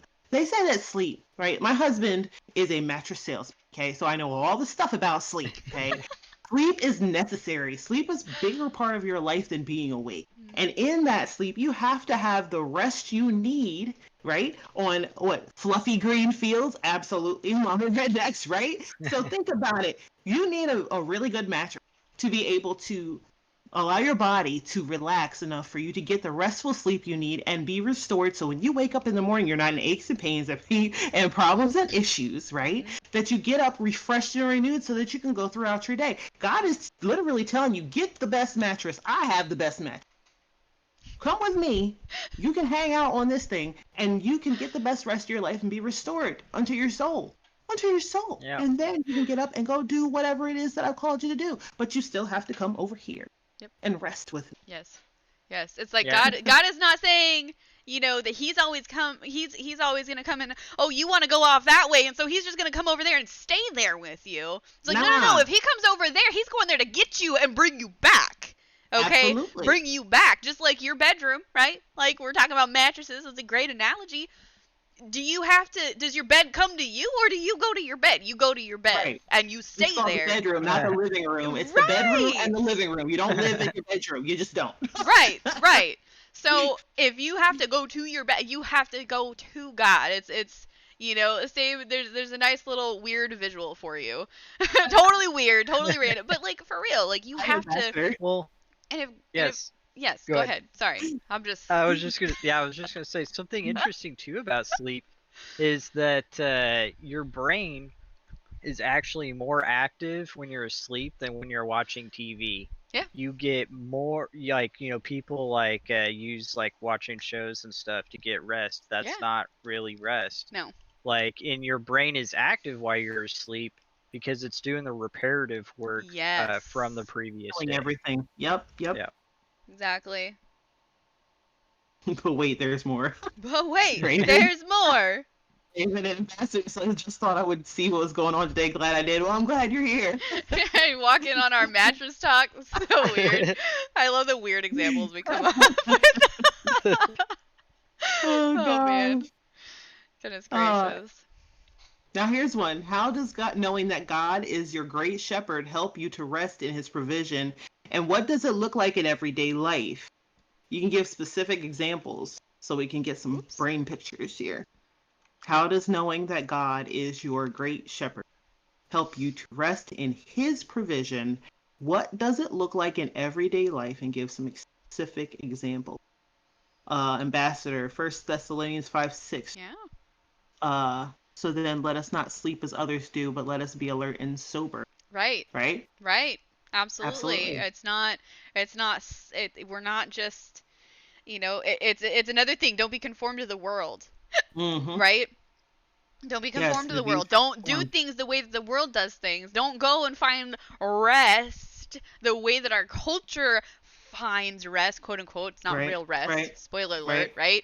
Yeah, It's- yeah. We talked about that on what day, I don't remember, but we did talk about all the different ways of resting, like the world versus resting how God calls us to rest. So that's worth a looking back at the notes. Yes, notes. yes it is. Yes, it is. And the VODs will be up by next week. We'll have all the VODs up for all our studies this week. But yeah, no, like that's a huge part of what we talked about this week is it's the whole point, right? The whole point is that we're called to rest the way that God calls us to. We're not called to rest as the world is like, oh, I'm going to go on this fancy, you know, vacation and that's totally it's not restful. Like we talked about that I think yesterday. It's not restful. Then you come back and you need another vacation from your vacation because you didn't get any rest. You just went out and just tried to just, you know, Did more stuff somewhere else. yeah, and it's like no. The point of rest in the Lord is that you come to him to be refilled. You come to him to be repaired. You come to him to be refreshed and restored. And so you can go out and you can be more effective in the work that he has called you to do. But if you never rest in the Lord, you're not going to be effective. Right? Absolutely. You just trying to grind it out and grind it out and grind it out. Oh, but no, I have to do this. And oh, I have to do that. And oh, then there's this. And oh, you know, that's going to break if I leave it for 5 minutes. No. It's going to break if you touch one more freaking thing before you relax. Right? Oh my gosh. Please. I told you before, my kids would tell me if I need a nap because they'll see me getting on edge and they're like, Mom, did you take a nap? Did you have your coffee today? Are you know, like they know the coffee is the meditation. Like, can you sit with your coffee and do nothing but Jesus for a little bit? Right? Like, just chill. Yes. Like, and they know that. And I ask my kids daily, did you sit with God? Because, like, especially my baby girl, because she is learning the difference between how she acts when she does her Bible study and actually listens and pays attention to it, and when she puts it on and doesn't pay attention, or when she doesn't do it at all. She's learning the difference between that. Yes, beep, boop, pop, beep, beep. Just going through the motions of life, and then she's nasty and insidious, and then she's like, I'm so sorry. I was so tired and did not realize it. Well, first, you didn't set yourself up for rest. Yeah. You wanted to stay up too late last night. You didn't get enough sleep. Your sleep was terrible. Mhm. You got up and then you didn't eat properly, and then you expect to not listen to the word of God and still be okay. It's not a thing you can do. So she's Nope. learning to reorder her own life at 8 years old, learning to reorder her own life so that she can get the proper rest, so she can be restored and be an asset as opposed to acid to the family. Understand? Yes. You know, be an Asset asset, over don't be acid. acid. I Okay. like that. That's good. Anybody else have an example of what this rest looks like to you in everyday life, or like how, you know, how does knowing that God is a great shepherd help you rest in his provision? Ambassador, he will give you rest in times of, why does it scrolling, stop it? In We've times got all of kinds trouble, of but we are not to conversation. be resting in the sense of put your rest in him. We are to be pushing forward daily. I'm going to read that again because I didn't understand. He will give you rest in times of trouble, but we are not to be resting in the sense of put your rest in him. We are to be pushing forward daily. Okay. And he says Luke Carrots. 9:23. Oh, whoa. Okay. Okay. Hold I on. know it's rolling real That's fast. okay. Keep it coming. I'll read this one. And he was saying to them all, if anyone wishes to come after me, he must deny himself, take up his cross daily, and follow me. Yes, absolutely. So it's you're resting in the Lord, as you're staying focused on him. You're focusing back on him so that you can follow him better, right? And he can Right. refill you. He can guide you, right? You're allowing yourself to be aligned, be in tune with him so that he can constantly be filling you up and guiding you along the right path. But if you veer Mhm. off on this way and you're not staying focused on him, then you're not getting any kind of rest. You're not staying focused. You're losing focus and you're wandering away and you're drifting from God and his plan. And then you're just going to get exhausted. You're going to drain out. You're not going to be refreshed. You're not going to be refilled, and you're going to become useless as a servant of God because you're Yep. not letting him fill you up. So yes, Right. it's not, oh, Yeah. I'm just going to sit here and rest and I'm just going to let God do all the work and I'm just Right. going to be a potato. It's not, you're not a potato. We talked about this before. Not Don't be a potato, be a potato chip.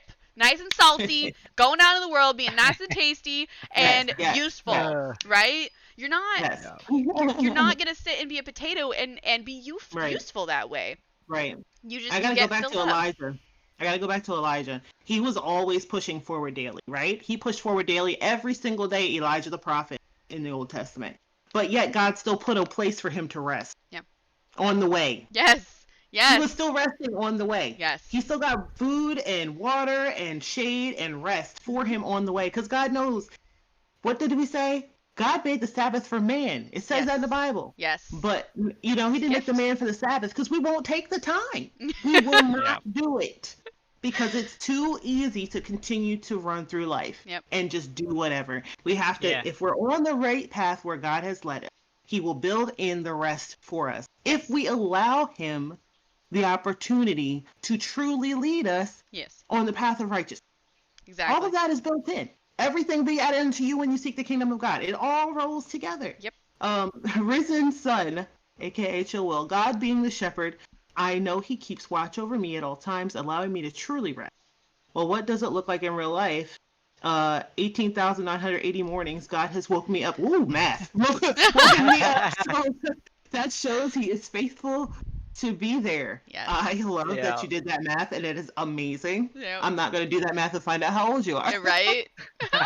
But that's incredible. And yes, it does put life into perspective Right. when you look at the time that you've spent on this earth and how many days he's allowed you to spend on this earth, that his mercies were new for you every single one of those 18,000 mornings that God has been there and he's been faithful. Don't make me cry, y'all. That's not funny. 2 Corinthians 5:21. Oh, wait. Did I miss? You read Luke 9:23 already, right? Yeah.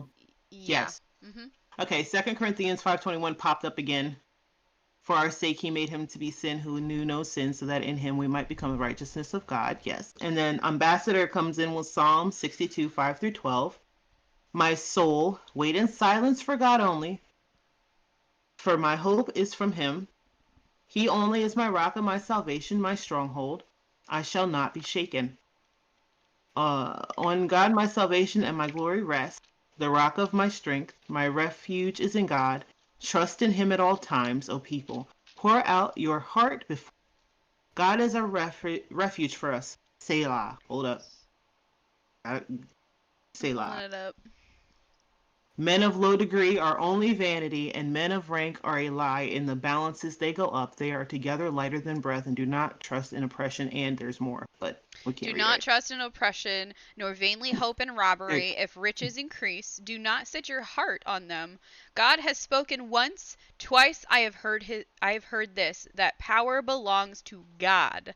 Also to you, O Lord, belongs mercy, for you render to each one according to his work.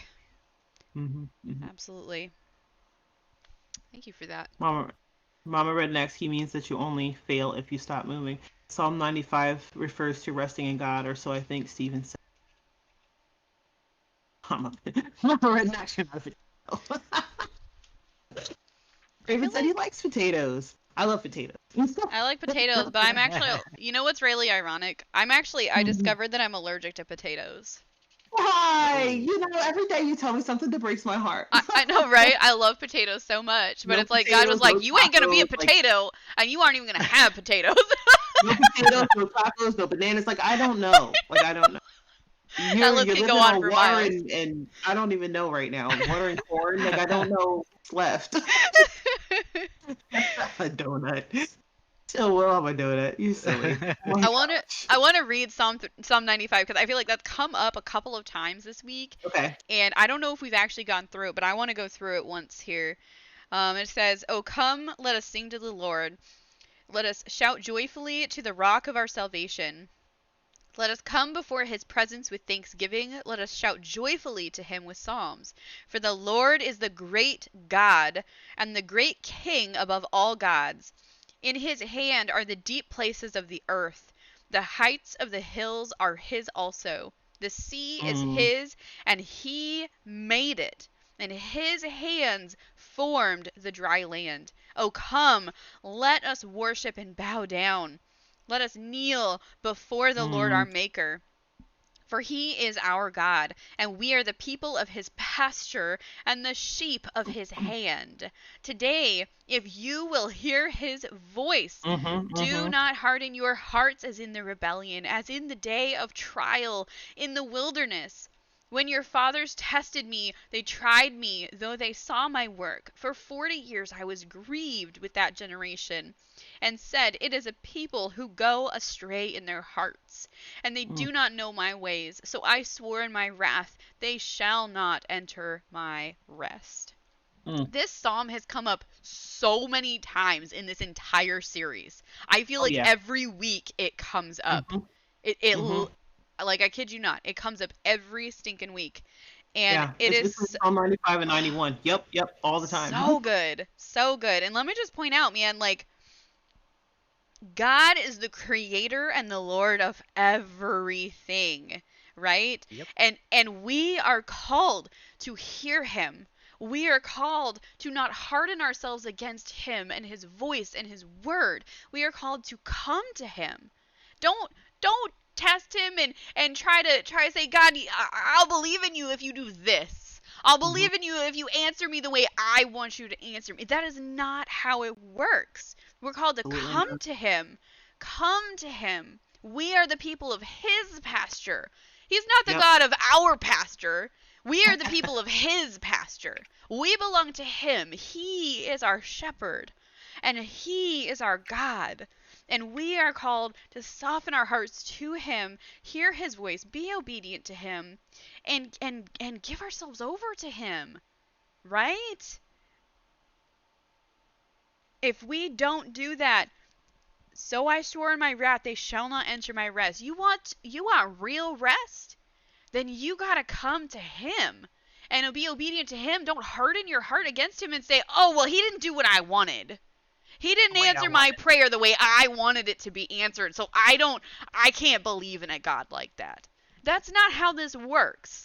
Like, I'm sorry, but it's not how it works. But once we understand that his plan is bigger and his plan is better than we could ever dream up ourselves, then we understand that it is a beautiful gift that we get to rest in him the way that he designed, and it's worth it. It's worth it to do it his way and stop trying to do things our way all the time. Our way will just Yeah. mess everything up and we'll stay bitter, we'll stay hardened, and we will not grow with him. We will drift from him and harden ourselves against him and we will never find rest. Amen. Yep. And it brings us again back to Matthew 11:28 Yeah. through 30, which is another place that we've stayed this week. Yes. Come to me, all you who are heavy laden, weary, sorry, let me go back. Come to me, all who are weary and heavy laden, and I will give you rest. I, God, Jesus, will give you rest. Take my yoke upon you and learn from me, for I am gentle and humble in heart, and you will find rest. Now, mind you, chapter verse is the one that put that in caps, not me. You will find rest for your souls. For my yoke is easy and my burden is light. And I see you're hydrated. I got you. Yeah, I actually have a verse for Do what it. he said too.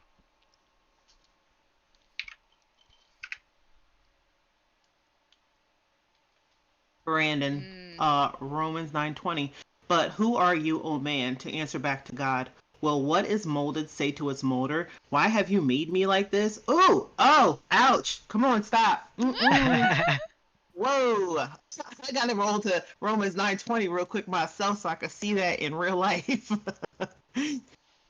I love Yeah. Romans.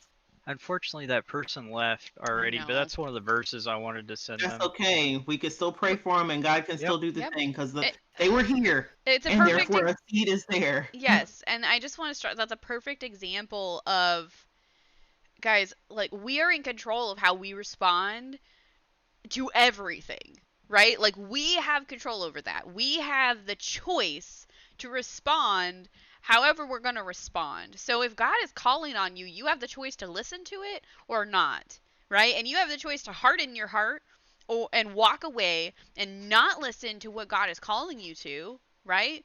Or you can take what God is trying to tell you and actually let it transform you. Let it penetrate that crusty heart you got going on and and soften you to him, right?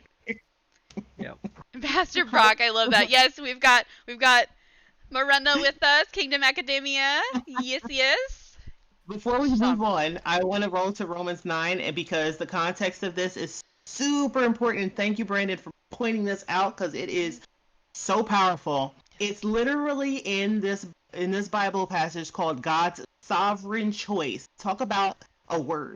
It's from Romans 9:6 through, and it's a long one, but trust me, it's worth it to 26. Okay, I'm gonna read it real quick so you can get what I'm saying. It's not as though God's word had failed, for not all who are descended from Israel are Israel, nor because they are his descendants are they all Abraham's children. On the contrary, it was through Isaac that your offspring will be reckoned.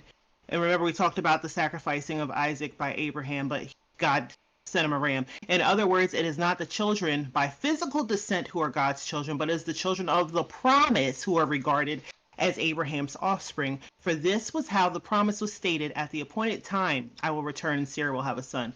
Not only that, but Rebekah's children were conceived at the same time by our father Isaac, yet before the twins were born or had done anything good or bad. Now remember Isaac and Jacob becomes Israel, right? In that order that God's purpose and election might stand, not by works, but by him who calls. She was told, the older will serve the younger, just as it is written, Jacob I loved, but Esau I hated. What then shall we say? Here we go. Is God unjust? Not at all. For he says to Moses, I will have mercy on whom I have mercy, and I will have compassion on whom I have compassion. It does not, therefore, depend on human desire or effort, but on God's mercy. For scripture says to Pharaoh, I raised you up for this very purpose, that I might display my power in you, that my name might be proclaimed in all the earth. Therefore, God has mercy on whom he wants to have mercy. See how to repeat this more than once? It's super important, right? He has mercy on whom he has mercy, and he hardens whom he wants to harden the heart of, obviously. One of you will say to me, then why does God still blame us? For who is able to resist his will? But who are you, O human being? We're back to Brandon part. To talk back to God. Shall what is formed say to one who formed it, why did you make me like this? Does not the potter have the right to make out of the same lump of clay some pottery for special purposes and some for common use? Hold on. Okay. What if God also, although choosing to show his wrath and make his power known, bore with great patience the objects of his wrath and prepared for destruction, right? What if he did this to make the riches of his glory known to the objects of his mercy, whom he prepared in advance for glory? Potter, clay, us, remember? Even us whom he also called, not only from Jews, but also from Gentiles. As he says in Hosea, I will call them my people who are not my people, and I will call her my loved one who is not my loved one. There's more, but I'm going to leave it like that. Y'all can look at it later. But I'm saying in all of this, we are still answering the questions without the questions having to be posed. What is the purpose of God calling us into his rest? Because he called us to not rest in other things, right? But we still have peace that passes all understanding. We still have the rest in Jesus, right? So we're walking along this path, doing the will of God and doing his work.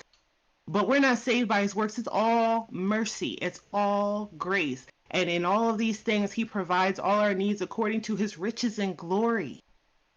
All of this works together for our good because we're those that have been called according to his purpose and we love him, and then gives us the way to walk by the path. I'm trying to tell you how I puzzle piece the Bible together. This is the way I roll. Like, this is, you gotta pull it from the Old Testament to the New Testament because it all works together. Everything works together to show us that Jesus is the answer, Jesus is the way, and the only way we get to this rest is if we follow Jesus, because behold, he door and knocks. Just open your heart to him, and there it is. Everything walks back to salvation every time. Yeah. Rest comes from being saved. Rest comes from living in salvation with the Lord. I've also got a few more verses, Old Testament this time. Go about for this. it. Go for it. I had to do it in 2 sections. I love these long ones.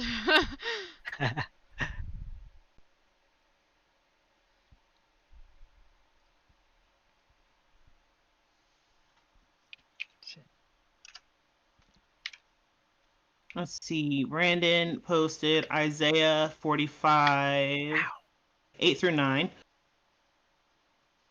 Shower, O heavens, from above, and let the clouds rain down righteousness. Let the earth open, that salvation and righteousness may bear fruit.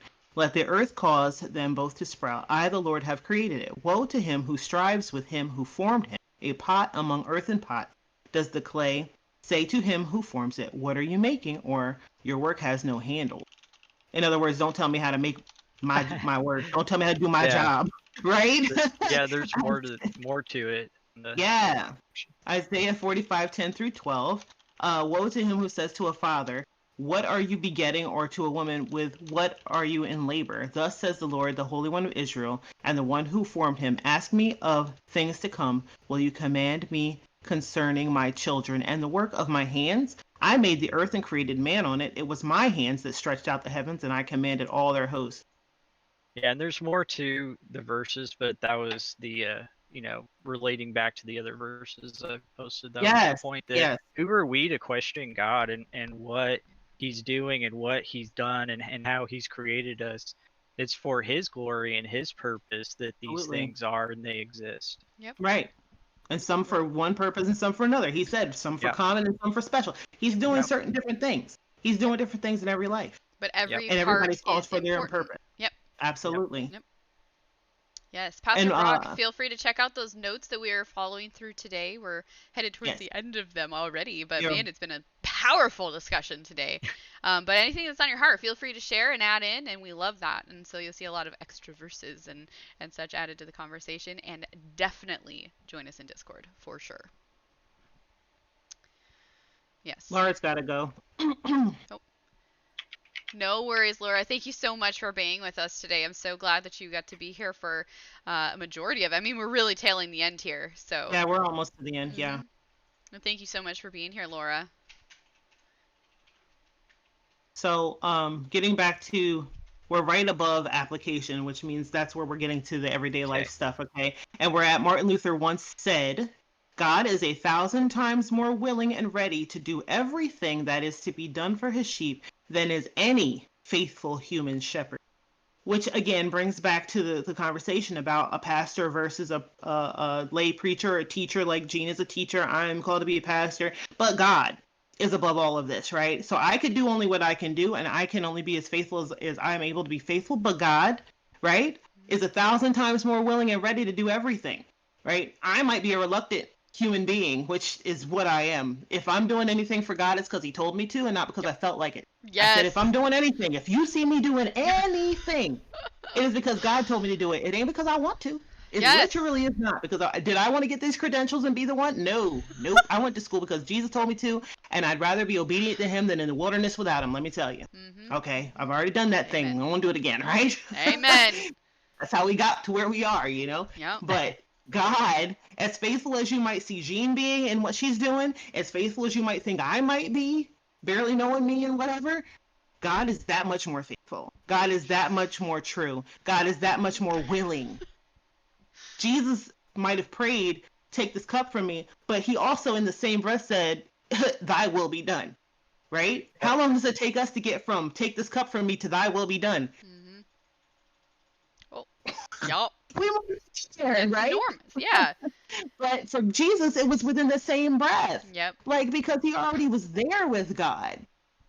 You know? Yes. He was experiencing human emotion, but still there with God in his faith, saying, you know what? I know that your will is still far better than anything that I say. Where did I go to school?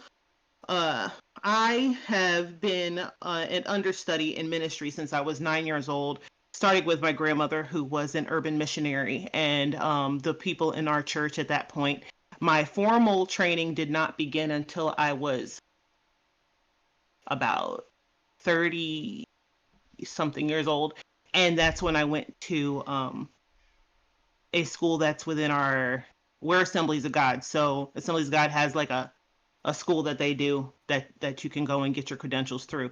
But my tutelage started at 9. So a lot of the stuff that I know is from practical built up ministry from years of ministering out in the world and doing what God called me to do, and then just getting the formal credentials so that people can see the paper when I don't need the paper because God's called me to what he called me to the end. You know? Mm-hmm. I don't Yeah. need a title to do the will of God. Yep. If you want to attest to that, you're in Jean's post here, right? And she has not got a title, but she's still doing the will of God, right? The title only helps other people to recognize you and respect to what they think you should do, but God is the one that ordains. That's in the Bible. That's for another day, but I'm gonna tell you, that's God's ordinance, right?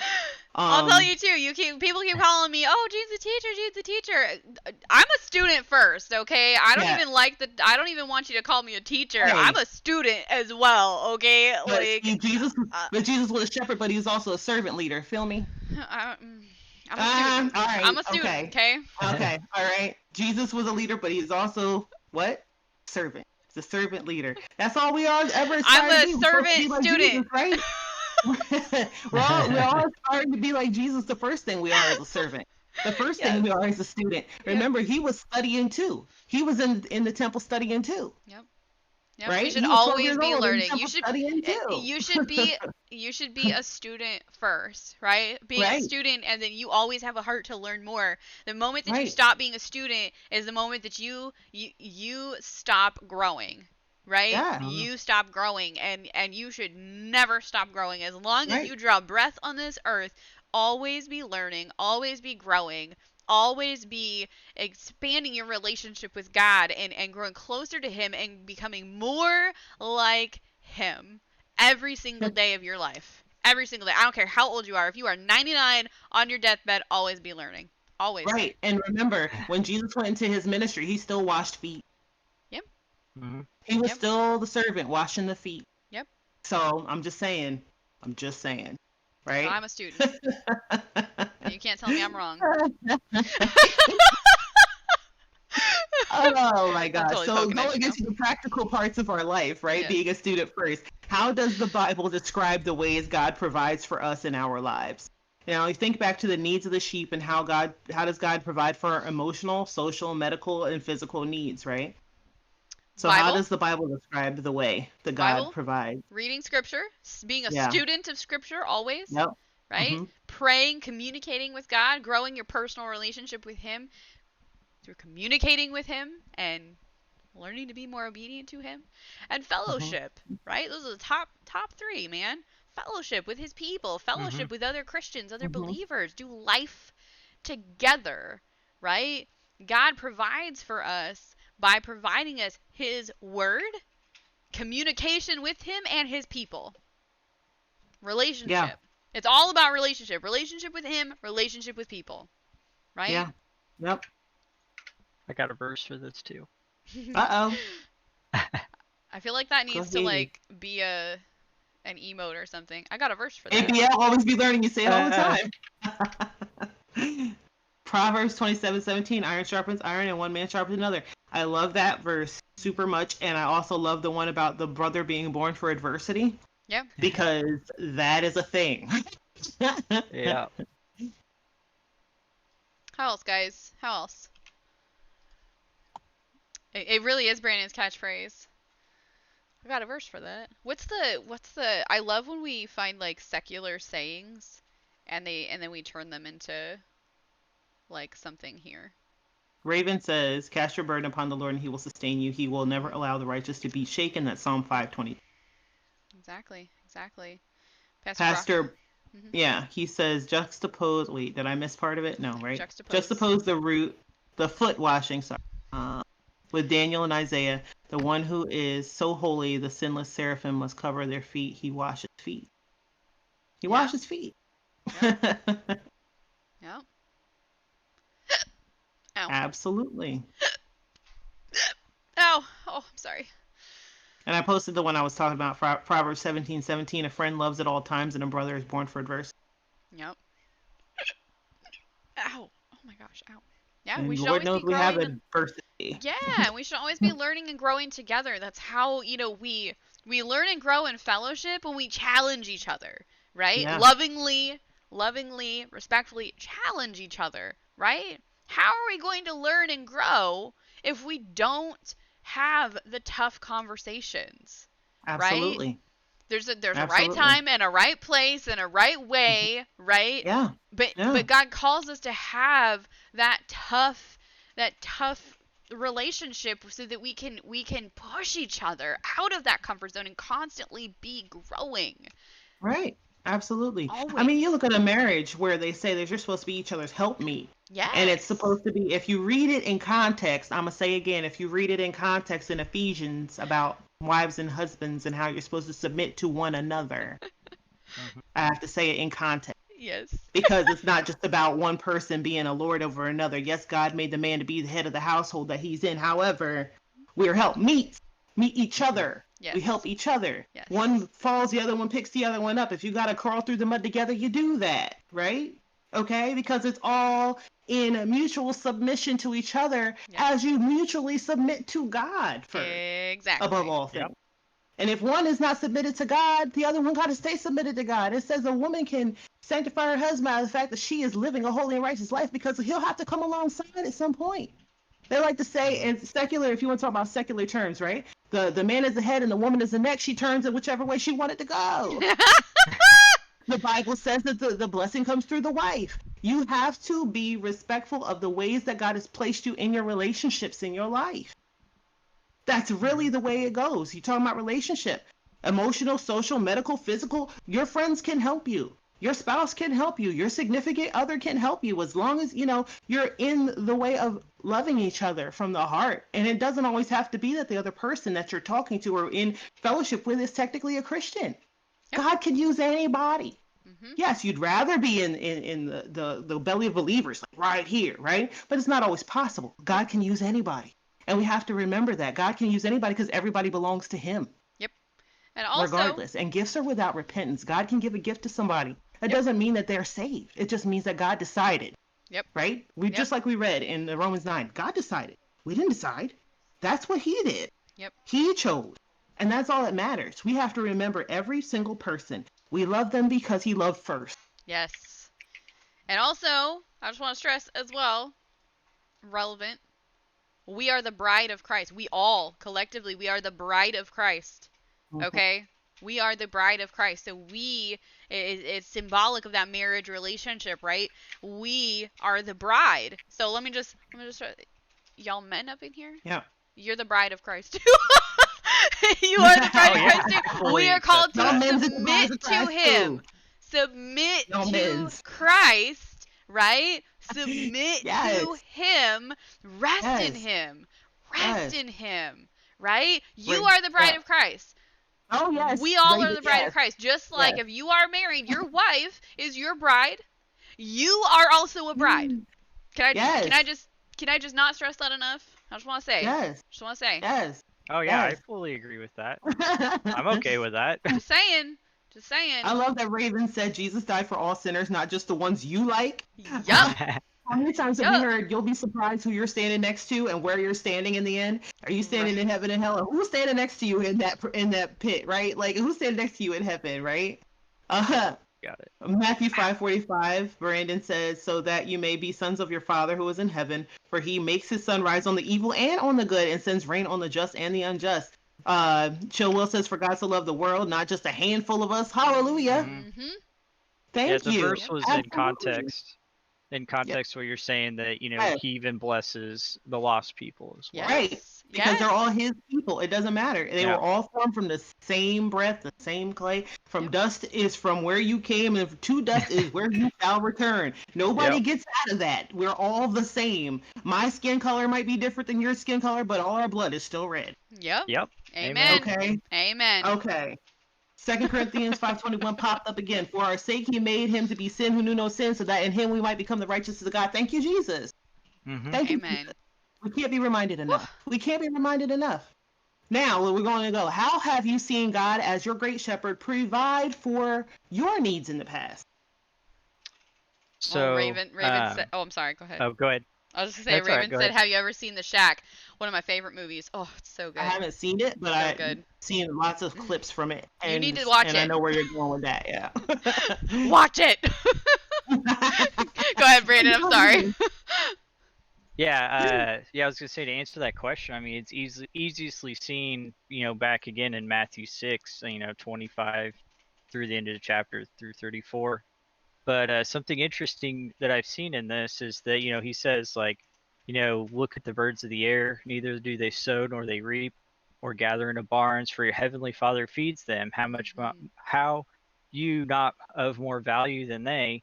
And which of you, being anxious, can add a single hour to your life? And why are you anxious for clothing? Consider the lilies of the field, how they grow, neither they toil nor spin. Yet I tell you, even Solomon in all his glory was not arrayed like one of these. But if your Father so clothes the grass of the field, which today is alive and tomorrow is thrown into the oven, will not much more clothe you, O you of little faith? Like, it's really interesting to me. So in other words, when your life is all chaotic and you're like freaking out, and like, for instance, this is some of the verses God used to speak to me at the beginning of the pandemic, that even though our lives were, changed in a way we didn't like, all you have to do is go outside and look and be like, oh, color, it still exists. Nature still exists, and it's still functioning the way God designed it. That means he still cares for us. Amen. Amen. Every aspect of everything, even down to you brushing your teeth. People don't realize God is a God of everything. It means everything. Every little stinking thing. Whatever you think he's not, oh, well, no, God can't be in that. Whatever. Like, dude, he's in everything. Everything means everything. All means ALL. Everything, all of it. He is the Lord of all. Mm-hmm. Yep. Okay, Absolutely. so I got some answers in Mama Redneck said he brought me from doctor to doctor, medication to medication. It was a path that followed my obedience with him. Absolutely. I could see that. Because God gives us the doctors and the medications to help us out. Yep. And some of us have to walk a journey to get to the place where God called us to be in the stuff. So a lot of times, like even with my husband's stuff, because he's in chronic pain, is we've walked a path with him as well where certain things just don't work for him, but we would have never known that if we hadn't tried that, if we hadn't worked there. And then that doctor might refer the doctor that gives him the answer. You never know. You have to walk the path, right? Yep. Chilwell says, I could not work anymore and I did not want to apply for disability because I wanted to work, but God kept prodding me. I finally agreed. I got approved the first time. That is incredible. Dang. And it only Mm. took 6 months. Dude, you're like an anomaly, man. Yeah. And then he provided a place we could afford a month later. Because look at God.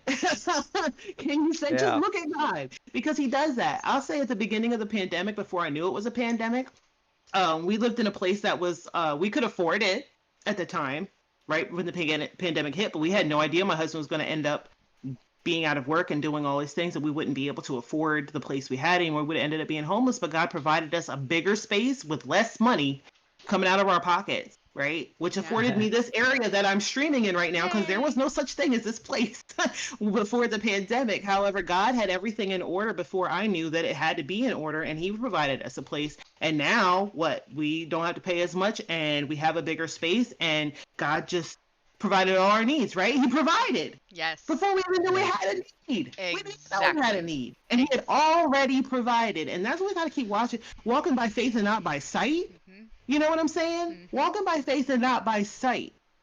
Chillwell, God had already established that for you. Walking by faith and not by sight. He knew you were going to follow His path, and therefore He was able to open those doors for you.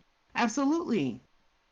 And Chillwell says, I tell everyone God provided my income and place because the way my money was approved and the way we got the apartment, I know God's hand was in it. Absolutely. Absolutely. You were Mhm. walking in His hand. You were literally right here. The palm of His hand. Yep. He was like, go ahead. We got you. We got you, Will. Yep. I love It's that. incredible. Now we want to go into what is a need in your life right now that you long for God to meet?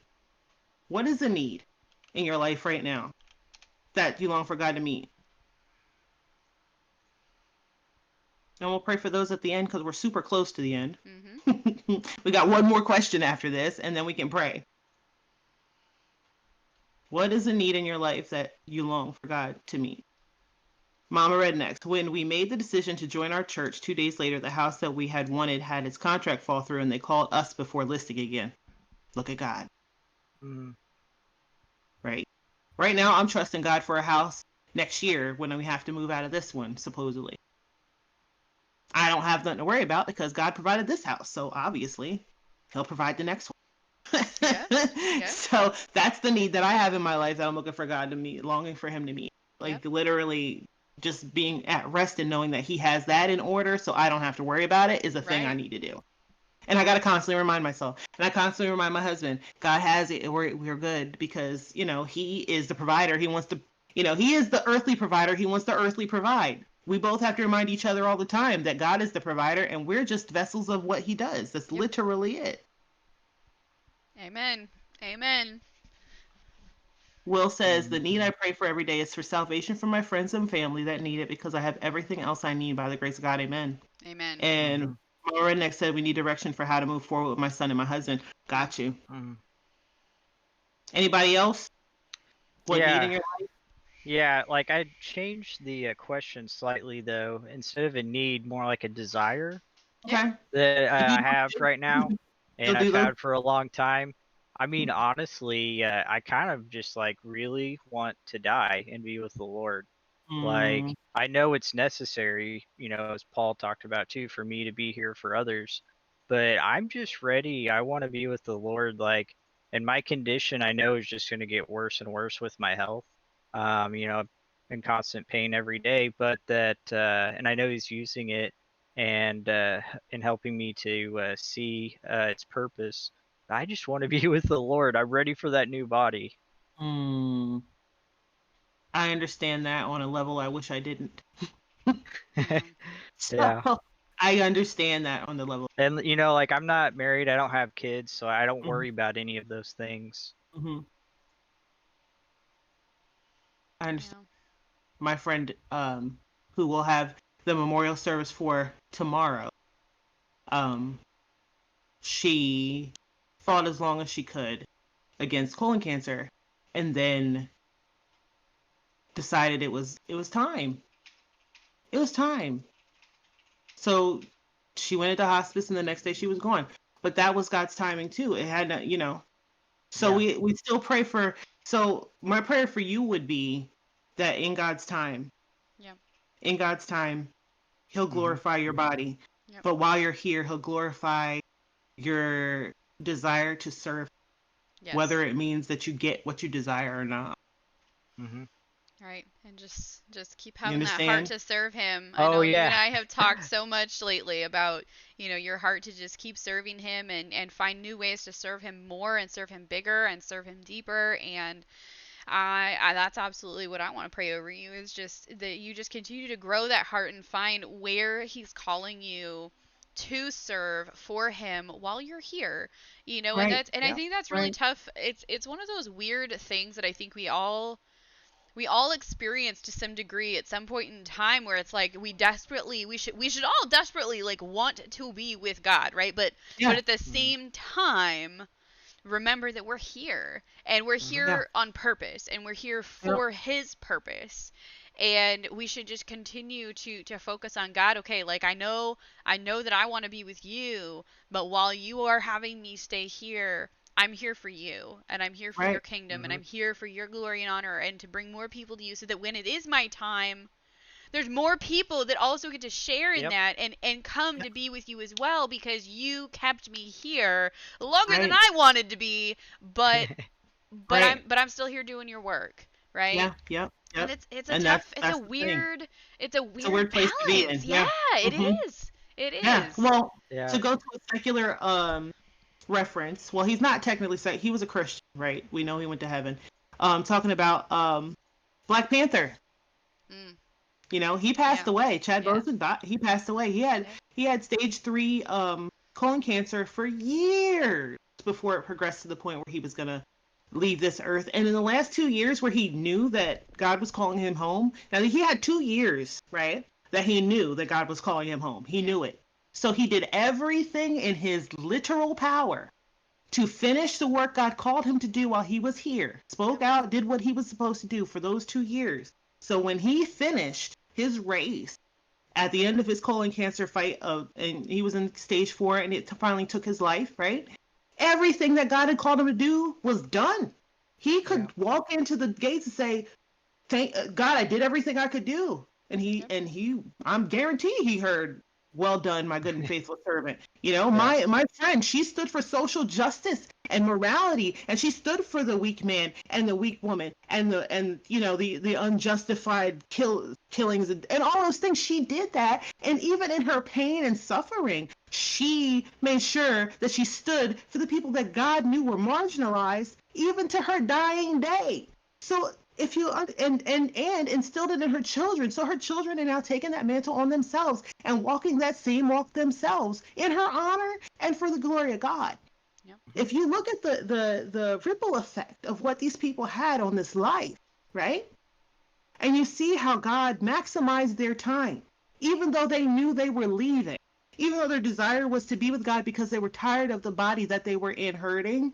He maximized their time so much, right? So my prayer is honed in on you, Brandon. It's going to be that your purpose is completely and 122% fulfilled by the time those gates open for you, so I that you appreciate that. can Yep. feel that you've done all you can do and your race is done. Oh, you better make me cry. And your work is done, and God can say to you, "Well done, my good and faithful servant." Honestly, that's my prayer. That is my prayer every day for you from now on. I appreciate that. I really do. So I've had many times where, because I've had, major clinical depression and stuff as well. And, being in so much pain every day, like, really wears down on the mind. Yeah. And, I've had times where, like, I've literally, like, just beg God, just take me, take me. And, when I was a lost person, a few times tried to kill myself, but never could do it because God flashed, images in my mind. Was working on me, all the way through. And it's like, like I said, it's like that struggle Paul had. Like, he desired to be with the Lord. Like, that's what I'm more like meaning. Like, I have the desire to be with the Lord, but I know it's necessary that I'm still here because I'm still here. Yeah. Yep. Exactly. And he will call you home when it's the right time for you. And the best we can do is just keep on going in his will, his plan, his call for us, and just continue to serve him in all the ways that he calls us to, right? And just continue to chase after him. And again, he's not finished with you yet. He's not finished with you. And you've got work to do.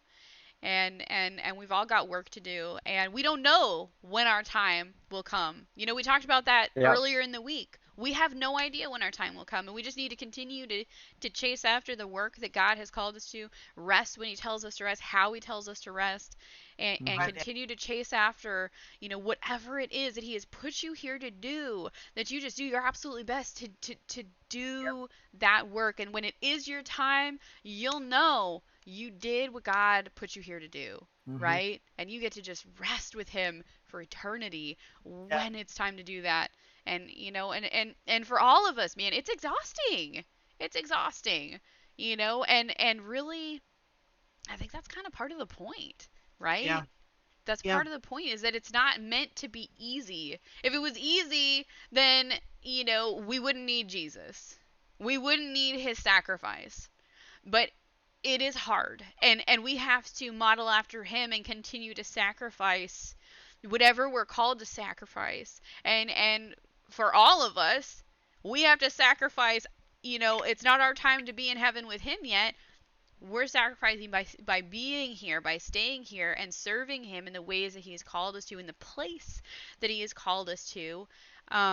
And then he will call us home when it's time, just like he called his son home when it was time, right? He called Jesus home to sit on the throne, and be there when it was time. But he had to live out, he had to come down to earth, live a human life, and build his ministry and travel the world and bring all these people into the kingdom of God, and share the good news, and save people and heal people, and do all the things that he was put there to do, to build up to the ultimate purpose, and that was to save us all. To save us all. And he had to die for us, but he had to build up to that point. He had to serve God while he was in the flesh, just like we have to serve God while we're in the flesh. And then at the right time, God will call us home. Glorify that everything we've wanted for it will, you know, I walked through a time in my life where I also wanted to end it all, and God kept telling me, well, everybody's yelling at you in chat, he's not done yet. He's not done yet, or you would have taken your last breath. I knew if I ever attempted, God would be like, nope, and it was just going to be me hurting myself and making myself maybe even a burden to the people around me, for the simple fact that what I tried to do was not the necessary call right then, right? So like I could have maimed myself, I could have hurt myself really bad, but God constantly was reminding me, you know, I'm not done with you. You need to walk this walk. Chilwell says, I heard a story. 2 pastors go to visit this older lady, and she lived in a nursing home and had lost her husband and family. She asked the pastor, why has God left me here? Why doesn't he just take me home? The pastor told her, say, praise God, and she did. He told her, say it louder, and she did. He said, that is why you're here. God has a purpose for you. And as I said, AJ Valdez, everybody's saying God's not done with you yet. Mama Rednecks is saying you and she have walked a similar path. You know, Proverbs 19:23 from Raven says, the fear of the Lord leads to life, so that one may sleep satisfied, untouched by evil. Brandon, I see you posted Galatians 6:9, and let us not grow weary of doing good. Is this verse not like the scripture in my head all the time? For in due season we will reap if we do not give up. Walking through my kitchen, washing dishes, I'm saying, do not grow weary in doing well. These kids, do not grow weary in doing well. You know, do it good for the people around you until your job is done. Raven said, please do remember, God will not put you through things you cannot handle. I don't believe that, and I'll say it because I said, God without won't put you his help, through things that he can't handle. Like I say it that way. God won't ever put you through something that he himself can't handle through you. And like, so that's like expansion of that. I know I know what you mean, Raven, and I understand it. God is never going to put on you more than he can handle through you. Yep. Yep, exactly. That's why I said without his help in parentheses. Please don't hear me saying that like I want to like actually just kill myself. That's not what I'm saying. Okay. No, we understand. We understand that. definitely not that. It's just But that I think you're tired and you want to yeah. and you want to be done. You're tired, But and I you think know it's also Yeah, I important to just stress though for anybody in the chat who or that might may have just showed not up. Yeah, hear, yeah, and who may hear that differently or whatever. I think right, it's important for us right. to just be continuing to stress the importance of, all angles of those Yeah, comments, right? right, uh-huh. But no, right. I get that, and I can, I hear your heart in it, and I get it, right? Yeah, like it's just like I see the way the world is going, and I just long to be with them more. Yep. No, I Right. hear That that. and the pain Yep. as well. Well, I always Absolutely. say that nobody in my family is allowed to die. Jesus just got to come back and take everybody once because I'm not losing anybody else. Right. I said, Jesus, come back and take That's a good everybody. way to put it. I like that. Raven posted the link to footprints. Hold on one second. My daughter needs something. What? Yeah, footprints in the sand, man. Oh, that's a. Oh Whew. yeah. Put that in the study resources or the Bible study channel, whatever you feel is Can do appropriate. what? But plop that in there.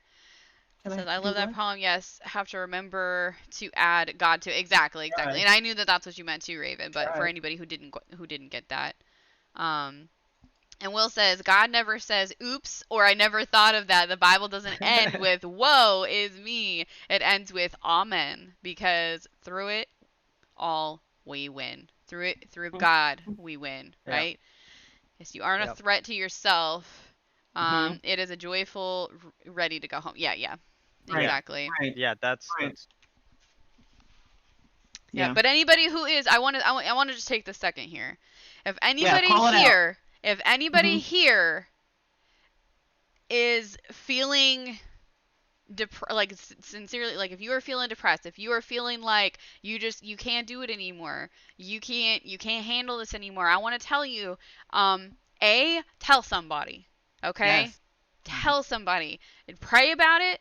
Tell somebody. And I actually just last night put a channel in the server that's called Mental Health Resources. We talked yesterday a little bit about having a mental health channel, and I prayed about it, and this is absolutely what I know God said we need this here. And that is resources. If you are feeling like you might be a threat to your own life, or your own safety, even the safety of somebody else, or you know somebody who is a threat to themselves, please reference these resources that are here in this channel called Mental Health Resources. Raven, thank you for posting those up. There's hotlines. There's suicide prevention hotline, domestic violence abuse hotline, sexual assault hotline, child abuse hotline, sex trafficking hotline, a 24/7 text line. There's organizations to get hooked up with and find support, right? Like, we are here to pray for you and to encourage you to seek out the right help, right? We are not professionals, but we are here to love on you and to encourage you and to pray over you. But I encourage anybody who's feeling any kind of way, like you might be a danger to yourself, or somebody else that you know is a danger to themselves, please Yeah. take advantage of these resources. Please take advantage of these resources and tell somebody. Do not endanger yourself. You are beautiful. You are valuable. You are precious. You are a unique creation of God, and you were made on purpose. And you are here on purpose. And Yep. and we want you to stay here on purpose.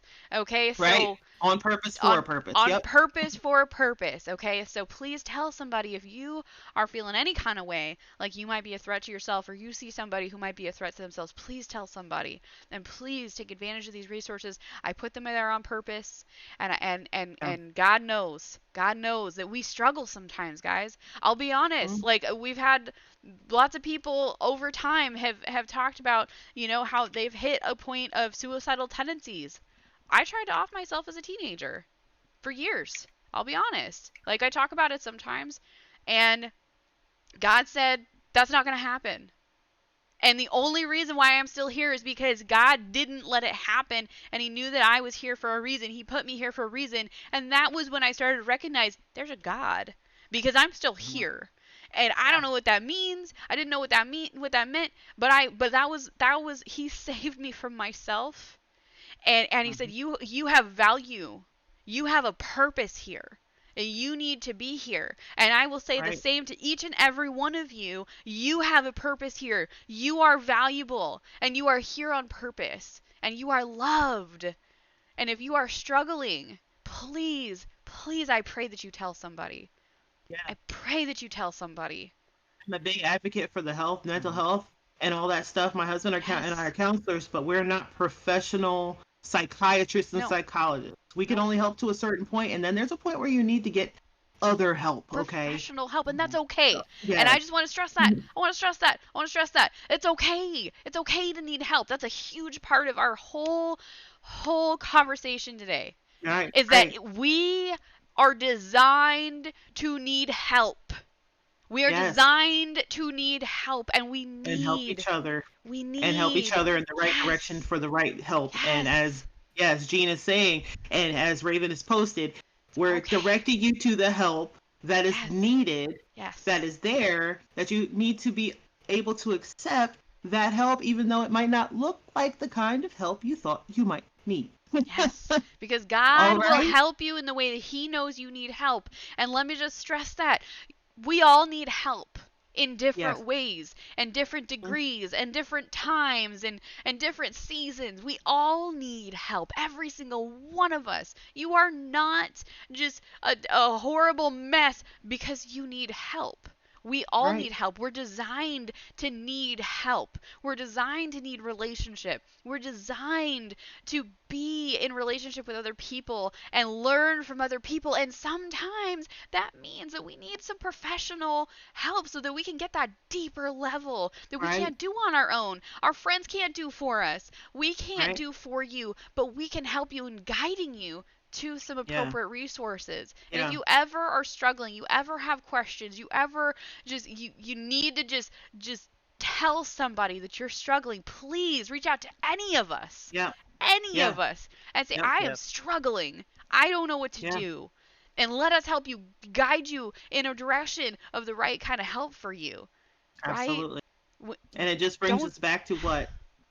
If once we get all that help, that's when we're able to get to the part where we get to rest. We got to get the help so we can get the rest. Yes. Chilwell says, you can always look at it this way. No matter how bad it gets here, the world is the worst that Christians will ever face. We have God, the greatest gift, because for those that are lost, this world is the best it will ever get for them. Kind of puts the need for reaching those around us into perspective and shows how great the gift God gave us is. Yes. Very true. And yet again, talking about us here on purpose, for a purpose, and God, Jesus himself saying, go out into the world and preach the gospel, making disciples where we go. That's the Great Commission, as it's called in the Bible, and every single believer has that purpose. If you have never heard or think you never heard God speak to you in any other way, if you read those words or the fact that you just heard them right now, it makes you responsible for that, right? You're responsible for going out into the world and preaching the gospel, which is what? Jesus Christ crucified, rose again to save our souls, and we can live in eternity for him, right? Yep. Because he forgave all our sins. For God so loved the world that he gave his only begotten son, that whosoever should believe him will not perish but have everlasting life. John 3:16 immediately, right? Yep. If all you ever do is quote John 3:16 and make sure that those people get discipled into a church or a church system or something, a body of believers, because it doesn't always have to be a formal church, right? It could be a body of believers. Now, I'm not saying that church is not necessary. It is super necessary. It's super necessary. We are not a church. There's church online. There's church on Twitch. There's church on YouTube. There's church on right here. There's plenty. We of are not you church. Can go Okay, to get the word of God. We are not church here. Church-like. We are fellowship. We're a different kind of fellowship. I'm just gonna stress that. The church-like fellowship. Yes, thank you. So with all of that, you need it because you're not supposed to forsake the gathering, and you can still gather online even if you can't do it in person. I know that Gene is high risk. Some people are super high risk and just can't get places. However, in this pandemic, God has also allowed us a huge outlet to be able to still gather and see faces and still talk to one another and be with one another and still have relationship and still have fellowship, even though we can't physically be next to each other, that we can still be 2 or 3 gathered in a place all agreeing on one mission, Yep. bringing the lost to Jesus Yep. and getting a deeper revelation for ourselves so that we can live a more victorious life with the victory that God has already given. Absolutely. I want to stress one more thing because I think that it's important not to miss this point. Um, Sometimes it's really easy to forget that other people may not be at the point in their faith journey that we are, where we recognize, you know, everybody here has been very respectful and absolutely on track with so far in the chat and everything with how we just talked about mental health, right?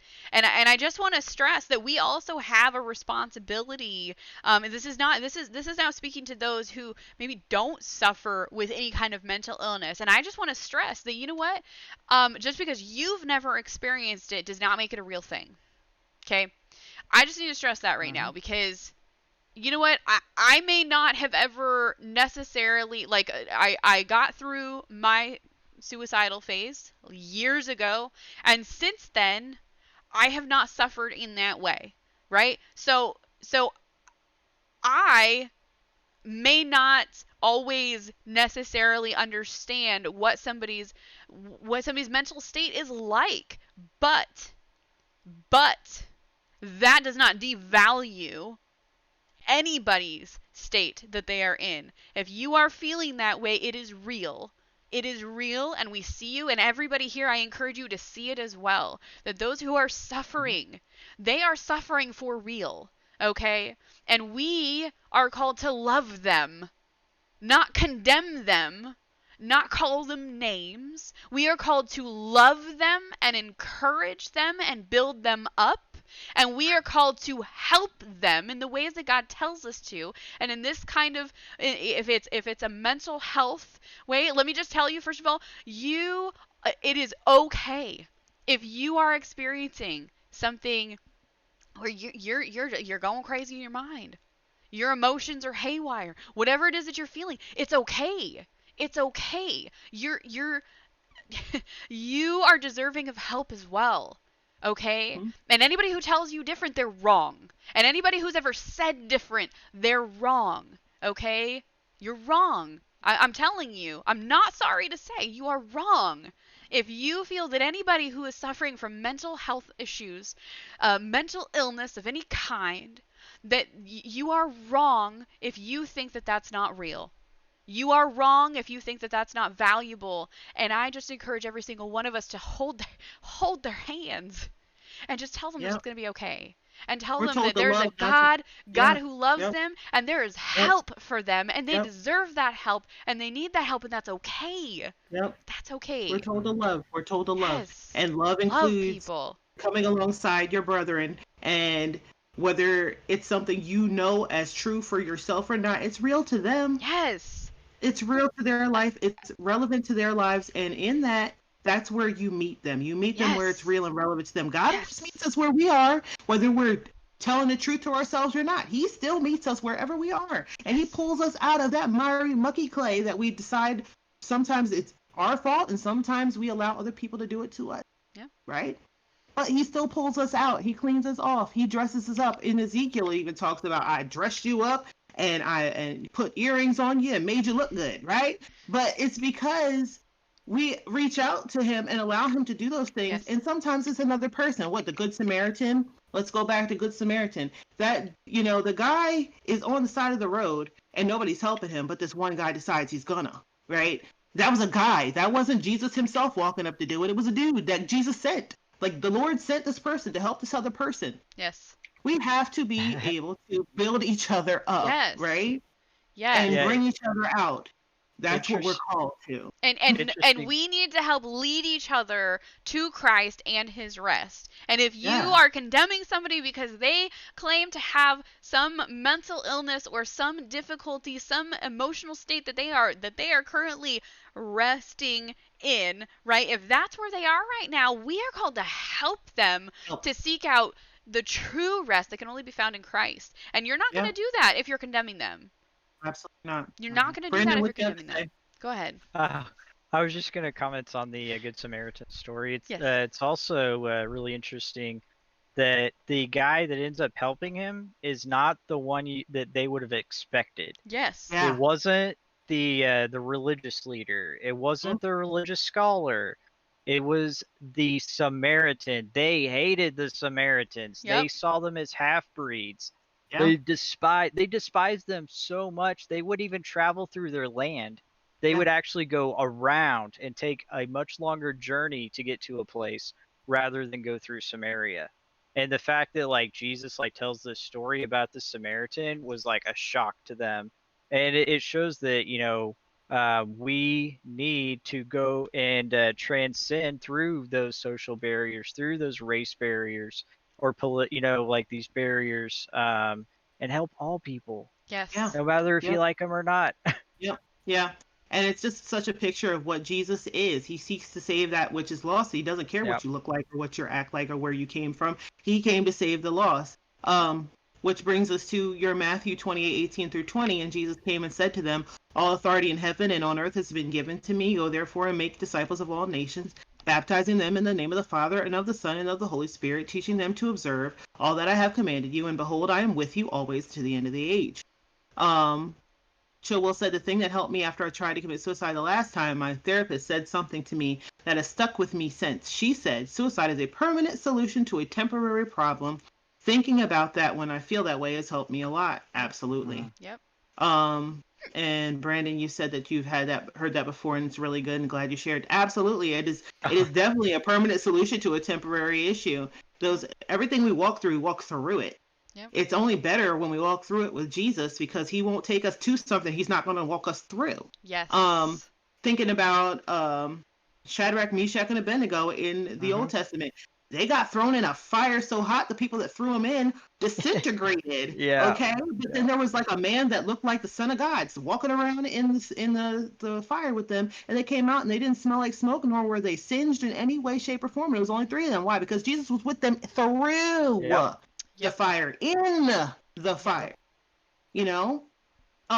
Daniel in the lion's den, there was an angel that came and shut the mouths of the lions. Yep. Jesus was there. God was there with him, and he was not eaten by the lions because God was already there. He was already in the midst. He already knew he was going to do it. He already knew he was going to save him. And Daniel was so faithful. He was like, throw me in there. I live or die. It's all Jesus. It's all God. It's all God, right? It's all God. I don't care. I live for God. I die for God. It is if he wants to save me, then he saves me. If not, I'm still with God. Yep. And that's where we forget that's where we're headed, right? God's faithful provision for us, right? How does the reality of God's faithful provision for you free you to live a life without anxiety? We're talking about that right now. They didn't have to be anxious in the fire. He didn't have to be anxious going into the den, because God was already there. Yep. And they knew it. Whether God saved them or not, they were still with God. Yep. They didn't bow their knee to any other God because they knew God. And that's really all that mattered. Romans 14:8. For if we live to the Lord, and if we die to the Lord. So then whether we live or whether we die, we are the Lord's. Absolutely. Yep. Brandon, that's exactly what I'm saying. Yep. Yeah. Exactly what I was referencing. Like Absolutely. verses just like come to my mind, so I share that. Good. That's It's perfect. super good. That's perfect. That's the Holy Spirit bringing back everything Yep. to memory. Yep. And that's Yep. why we do these studies, right? Exactly. That's why God has led Gene to do these studies, have them online, ready for people to look at while they're here or afterwards, so that everybody can put the scriptures into their hearts. Even if they don't memorize them, it's still there for them to reference back to, because the Holy Spirit will always bring it back to your remembrance when you need it. Absolutely. My redneck says we get to learn to let go of the heavy things that are dragging us down. Yep. My yoke is easy and my burden is light. We said that earlier. Yep. God, Jesus' yoke, right? Bereans aflame. Wow, what a great word, standing in stark contrast to the prosperity gospel. Amen. God can save us. God will save us. But even if he doesn't, we will not bow down before idols. Yes. Amen.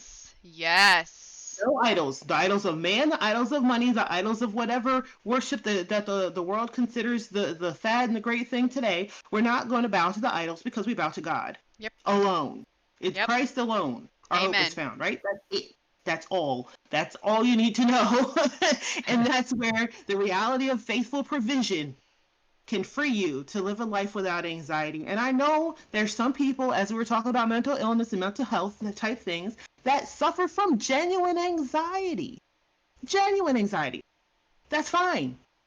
We still have someone to reference when we're going through those moments. We can have a panic attack, but God. We can have anxiety, but God. All the things, but God.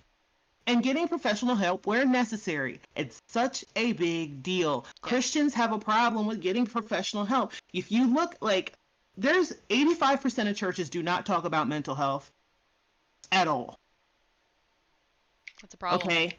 But then there's like 15% that hone in. My church is one. They talk about mental health every year. They talk about emotionally healthy spirituality. Yep. Okay, and that's a book. I'll send it in the thing. Emotionally healthy spirit. It's a good book to go through that helps you to recognize the patterns in your life that are not healthy to your emotions, that do keep you from having that rest with the Lord. And then we'll point you and steer you in the direction that if you do need more help than the book can give, that you have options and opportunities to do that. Okay, so I'm going to make sure I post emotionally healthy spirituality in the Bible study chat. Johnny says, helps me go about life knowing we have a divine medication for our anxiety. Jesus. Yes, Yeah. absolutely.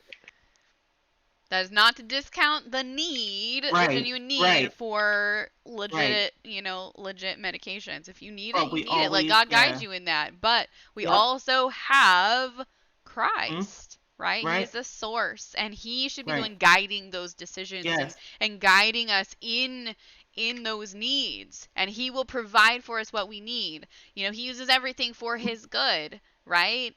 And that Right. includes, sometimes we need those chemical, medical helps. And that's okay. And that's okay. But let God guide you in those needs, right? Right. Right. So Berean said, exactly, Johnny, do we want the symptoms treated or the diseases cured? And I'm saying, yeah, because Jesus isn't over-the-counter cough syrup, boo. He is not that guy, okay? You can cover up the symptoms all you want, but the root of the problem is still there. Yep. And we have to get to the roots. My husband and I'll tell you, we went to counseling for 2.5 years to make sure we got down to the root of the issues in our lives, down to childhood things that we didn't even remember, bringing up every trauma and every pain, going a deep dive into our past, so that we could have a future. Yep. And without that, we wouldn't be here right now. We're going to be married 19 years this year. God alone. God alone. Only God did that, because we are super different people. He's Puerto Rican. I am not. He likes to eat meat. I like to be a vegetarian. Like, let's, you know what I mean? But fundamentally, we're not even on the same wavelength with dinner, let alone anything else. But God put us together for a purpose, to undergird each other, to help meet for one another. My weaknesses are his strengths. His strength, my strengths might be his weaknesses. But yet, God, right? And that's the whole point. We have to follow it the way God has called us to follow it, so we can undergird each other, be there for one another, and lift each other up, even if we have to consider and go to professional help eventually, right? And that's okay. And it's all okay.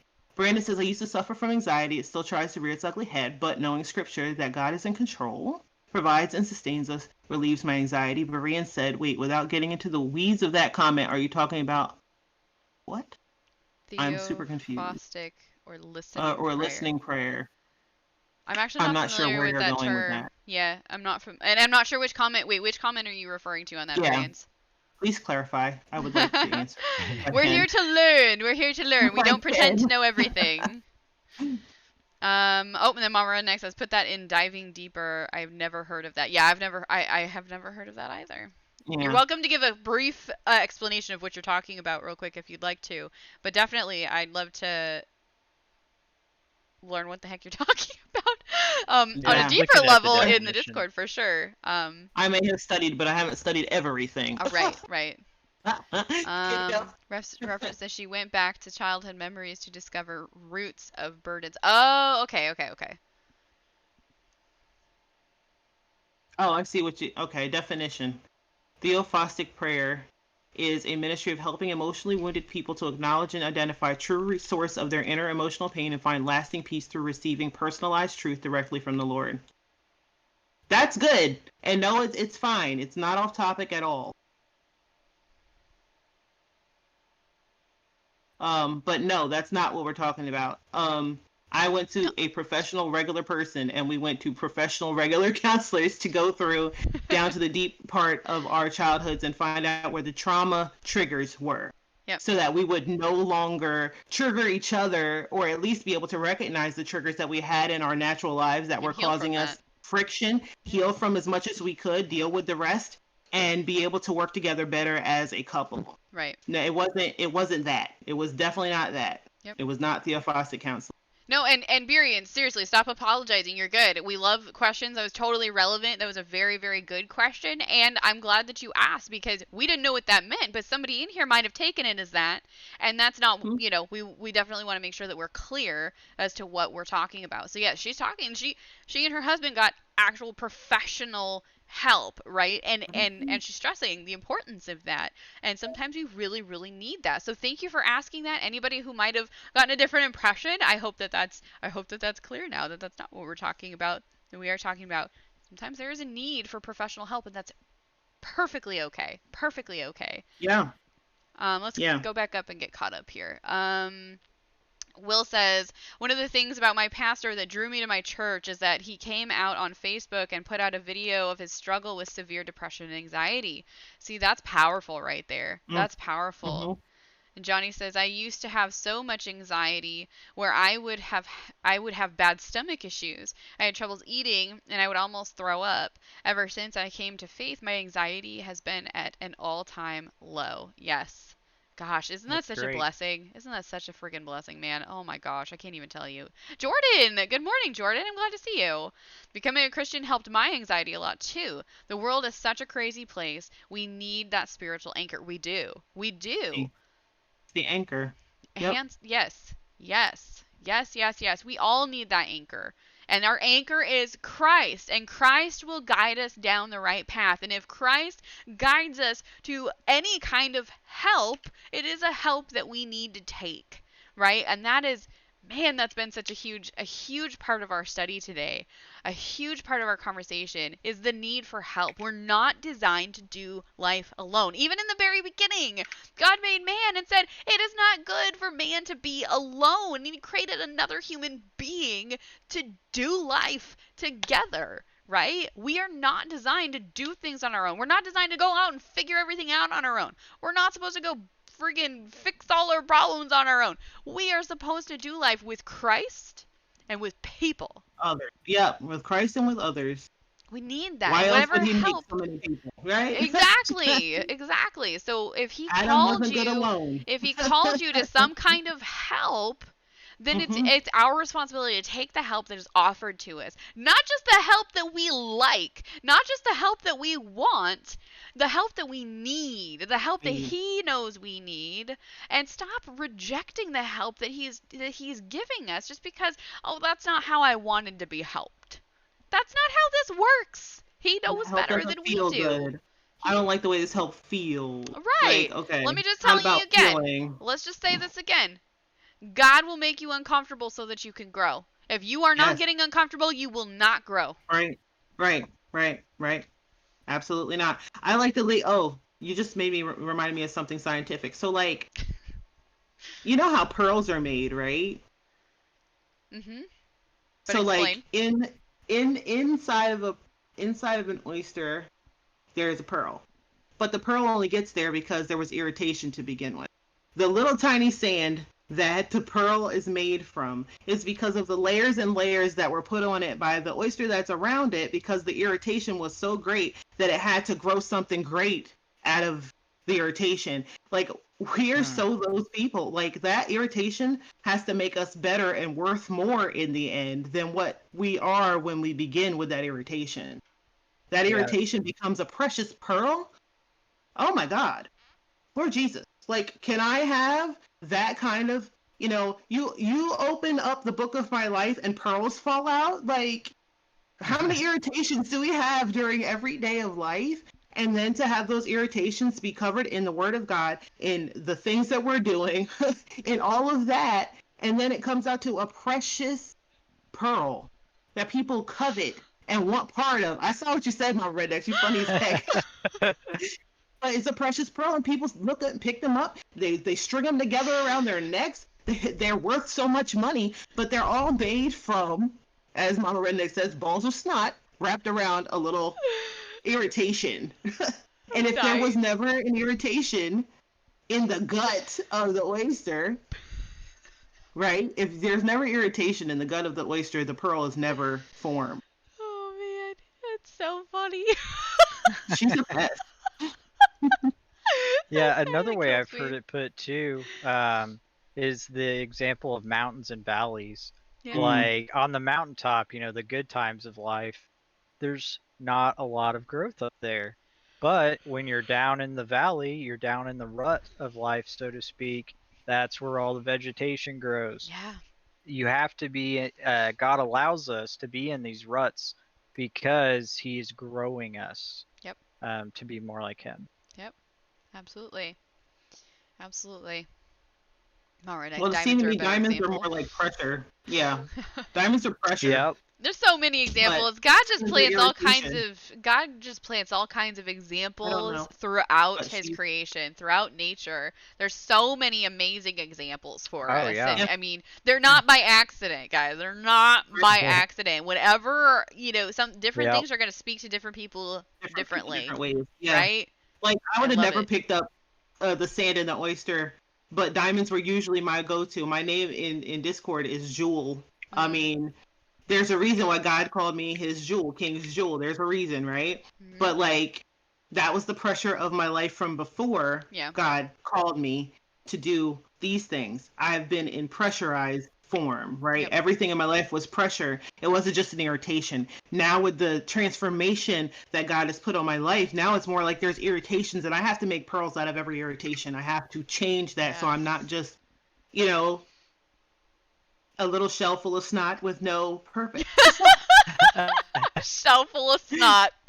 Are you a shell full of snot, or are you turning that snot into a beautiful pearl, guys? That's what it boils down to today. You want to be a shell full of Oh snot? gosh. Man, The stronger the trees, the stronger the trees. Yep. I always look at palm trees too, like, gosh, like they have so much bend in them, but yet they don't ever snap. It's insane. But it's yeah, the truth. And that's they like just another picture, blow just another over. picture Yep, of God and how he works, right? yep, Like we're absolutely. supposed to be that strong. Can you imagine being as strong as a palm tree, being blown by every wind, but yet not being uprooted, nor pulled up, nor ripped apart, nor Yep, torn away, that's and nuts. constantly and still coming back and still bearing fruit? Oh, get out of here. Get out of here. So let's That bring it should on be, home. Let's bring you it know what on I'm saying? home. Yep, Yes. let's bring it on Yep. home, man. So as we close out our topic on rest this week, what is the biggest thing that each of us have taken away from whatever length of time you've I'm participated almost in the done, study Mother. this week? What is the biggest thing that you're taking away, that you've learned, that you've been reminded of, that you've been convicted of?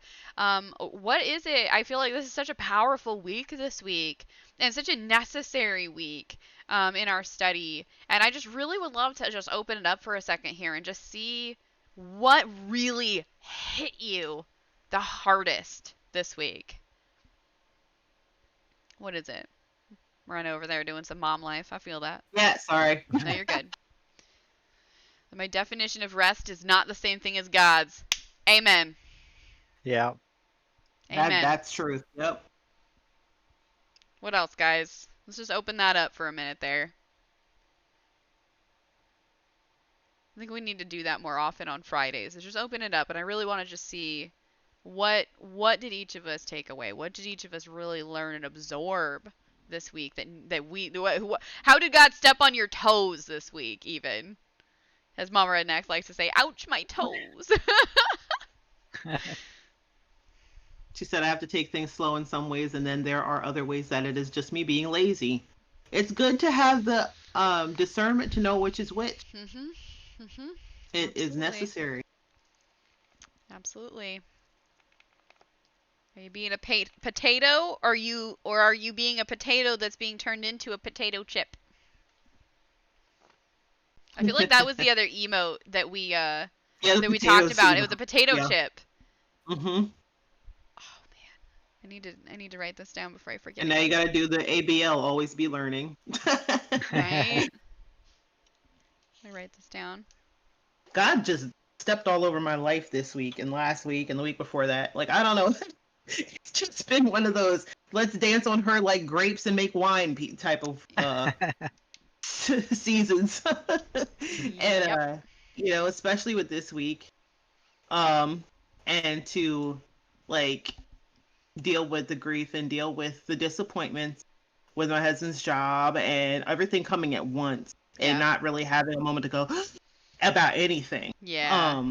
God has really shown himself faithful, provided for me, um, in ways I didn't expect from people I didn't expect. I mean, these prayer cards that I got from my friend, nobody expected her to show up on my doorstep. They've been social distancing this entire time, but she Yeah. showed up on my doorstep to bless me with something because she felt the necessity to do that out of her heart, for me as her friend, and through God's love for just us as people, like, you know, and the people that have prayed over me and the people that have reached out to me in my grief when I wasn't her husband. I wasn't, her kid. I wasn't her mother. I was her friend. And Yeah. yet people still thought that I would be hurting enough to reach out to me. And then in the disappointment from my husband's job to constantly just remind us that God's plan is greater than what we can ask or think. And God's plan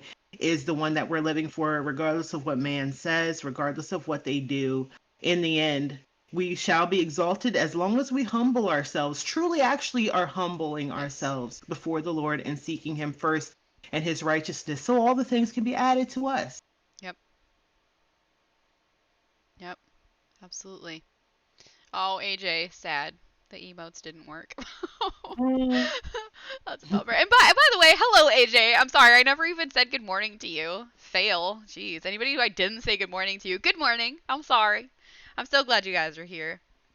What else have we learned this week, guys? How has God stepped on your toes this week in the time that you have been with us in our studies? AJ, I always love you just popping in I can always tell when you just can't help but just chime in. Like you lurk all the time. I don't know if you guys have noticed, but AJ like lurks all the time, and it's like whenever something you can tell when something really really gets him going when he comes in, he just starts pumping out those amens. Like he just can't help it anymore. I love it.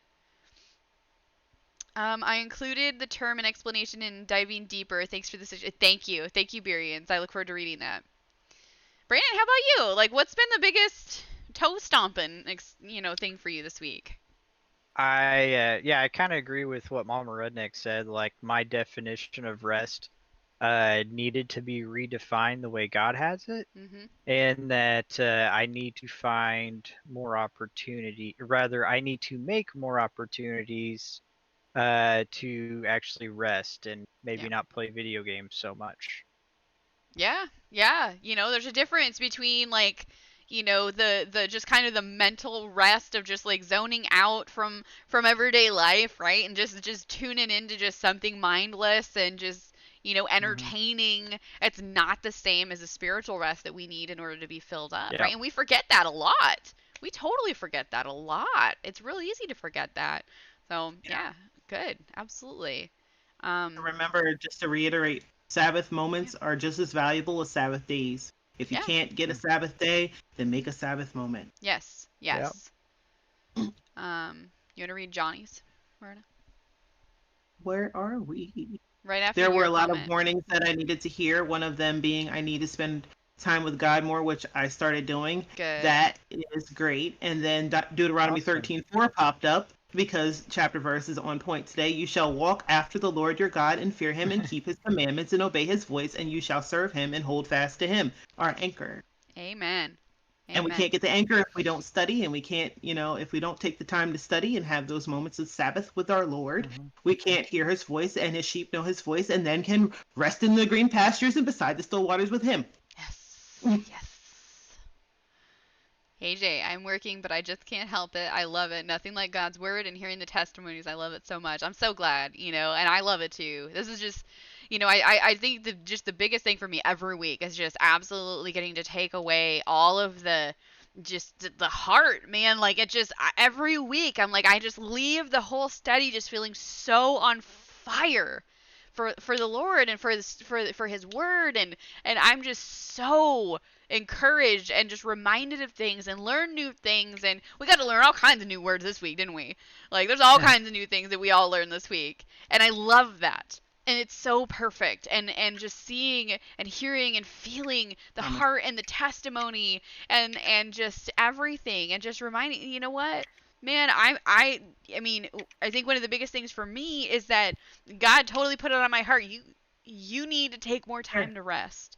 You need to take more time to be with me personally and not just be on mission 24/7. You gotta rest more. And so, you know, I've had to change some things this week in my schedule. And I've been doing a lot of working around, you know, working out my schedule some more according to what God's calling me to do, to really find rest more. He's convicted me and humbled me in a bit in some areas where I had to step out and do something I didn't want to do, but I needed to do because he's calling me to, so that I can rest in him better, deeper, more, right? And be more effective in what he's calling me to do, right?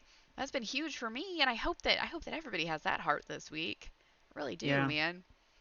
Berean says, honestly, I have a Christian who is going through spiritual deconstruction of faith. I'm going to be counseling tonight, and a Muslim I'm going to talk to tomorrow, and I'm finding that their issues are the same with the different solutions they've concluded.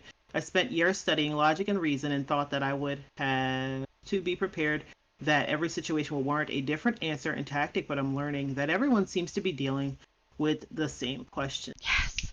Who is God, and what does it mean to be human? This realization has slowed my frantic search to answer every question and rest in the knowledge of God. And in resting, I'm learning to answer the questioner more than the question. Can I just say, a couple weeks ago, we did a study where we were talking about, I can't even remember which study it was now. I can't even remember. But we did a study a couple of weeks ago where we talked about how everybody naturally, like, we are born with that natural just desire. We never know, we don't know what it is at first, right? But we're born with that desire to feel God, to be with God, to seek God. And we ask ourselves, and we ask people, we ask the world, you know, what is the meaning of life? Why am I here? What is my purpose? Right? And we have those questions that literally the answer to every one of those questions is God, right? And we have that desire, and God will place things in our life, divine clues all over the place, to pull us to him, to draw us to him, and he's working in us, and we have that seed planted in our heart. And as we go through life, we ask those questions, and we're really seeking, every single one of us, we're seeking to fill that void. That void can only be filled with God, and that is what we are seeking. But the world masks it as all kinds of other questions, right? Again, the cough syrup, right? Yeah. Just cover the symptoms without dealing with the root of the problem. Exactly. And Mama Redneck said something that goes along with this. Yes, I need to make the room instead of allowing myself to do mind-numbing things. Yeah. Absolutely. Absolutely. It's not about numbing your mind. It's about filling your soul. Right? Yeah. Yeah. The question's better termed, who is God and who am I? And the second question is answered from the first. Berean says, absolutely right. Yes. Because we are supposed to see ourselves through the eyes of God, not through any other. No, there's no other measuring stick. No. There's nothing else that we can measure up to. It's through the eyes of God we see each other, we see ourselves, right? Yes. The greatest commandment that we were talking about was love the Lord your God with all your heart, mind, soul, and strength, and love others as you love yourself. That's all. As Jean pointed out, that's all the greatest commandment, right? The whole thing. Singular, It's together. like one single commandment is with three parts, like God the Father, God the Son, and God the Holy Spirit. There's three parts. There's three parts to this too, right? God, love others as you love yourself. And you can't love yourself if you don't know who yourself is. And yourself can only be termed by who God says you are. Yes. Amen. Amen. And you can rest in that. Exactly. Exactly. Oh man, Anything I think else, this is a good guys? part for us to, say. Anybody else ain't got anything else to say before we close out in prayer? We've had such an amazing time. That's been great. My kids have been so patient this morning, knowing what I was doing, and God has really blessed this time that they've been able to hear this study as well and be able to discuss this with me later, and Yeah. I'm blessed to be here, and I thank Jean for having this time with me and starting this monthly get together of ourselves Yes. to be able to hash through the Word of God together, Mhm. because it's so important to do. Yes. Yes, yes, yes, yes, yes. I love it. I love this. I'm so glad that we've started doing this as well. So you guys can look forward to seeing Morena with us once a month. She'll pop in and do this little duo together. And I absolutely love it. And you know, I just want to point this out. If anybody's like, dang, I would love to do that sometime. We still have some needs for the study council. So if anybody would like to discuss being a part of our study team, let me know. Let me know. Okay. So, but does anybody have anything else that we that you would like to just point out that you've learned this week, that you've really felt on your heart? Anything, any toes that have been stepped on especially hard this week, or any ways that you've been encouraged to just apply and make the change and really cling to Christ even deeper? Anything at all? I'd love to hear it. And then Morena is going to pray us out. And we're going to, I was looking at who's live. We're totally going to raid Pastor Tanner today. We haven't raided him in a long time. He's doing his sermon prep today. He's got a nice old conversation going today. So we're going to raid him today. Anything else? Anything else? Give y'all a chance. Great. I'm really, I see other people are saying they feel refreshed after the study. I don't feel like I need a nap after the study either, and that's a testimony because I am an introvert and I don't like being here doing the things. It's usually very taxing, but this is Yeah. such a refreshing thing, Yeah. um, and a needful thing that it does not drain me like that. It just makes me go and take a nice deep breath. Oh, thank you, God, for that time. It was exactly what I needed for today. Yeah. Hello, how are you? Hello. Welcome. I'm You're looking coming at, in right towards the end. We're about to yeah. pray. If you have something to pray about, let us know. Pastor Tanner is about to get offline. Oh no. Oh no. Okay, so I'll find somebody else. Streamer is on the top. She's like that. I think that way. I might be pointing wrong. I'm not looking at my screen right now. Top, I am Jean. Hello. And then on the I'm bottom, pointing that the is opposite direction. Morena. Let me see. Yep. I gotta look and like pay attention to where I'm pointing. You're good. Oh, That yep. way. I know, right? I know, I do that all the time. Yes, I'm Jean. Hello, hello. That way. You will normally see me here, but Morena is joining us as a co-host this morning. So glad to see her here this morning. Um, yes. Okay. So Mhm. Morena, we'll pray in just a second. Yeah. If there's any last minute prayer requests, please do post them. And then we can head on over to wherever God leads us through Jean's posting fingers. Yeah. I'm thinking we're gonna head on over to Super Shadow today. I haven't been there in a while, Okay. so that'd be good. Let's go ahead and pray, Marina. All right. If you guys will pray with Uh, us. so in the notes it says to praise God for his faithful provision in your life and thank him for the ways he's provided for your needs already. Don't shy away from asking for the needs that may still be unmet in your life and thank him for his constant shepherding presence in your life. So that's what we're going to do. Thank you, Father God, for your provision. Thank you for providing us this time together. Thank you for giving us freedom in our countries and places that we live in order to hear the word of God and speak about it freely. For you to provide through your word to us, giving us this day our daily bread, the one we eat for real and the one we eat with our spirit, God. We thank you for the ways that you provided for us already. Thank you for food and drink and internet and all the other things that are in our lives that we might take for granted, but because you are God and you know every need and want of our lives, that you still meet those needs, over exceed those needs, and even give us the desires of our hearts sometimes. And we thank you for that.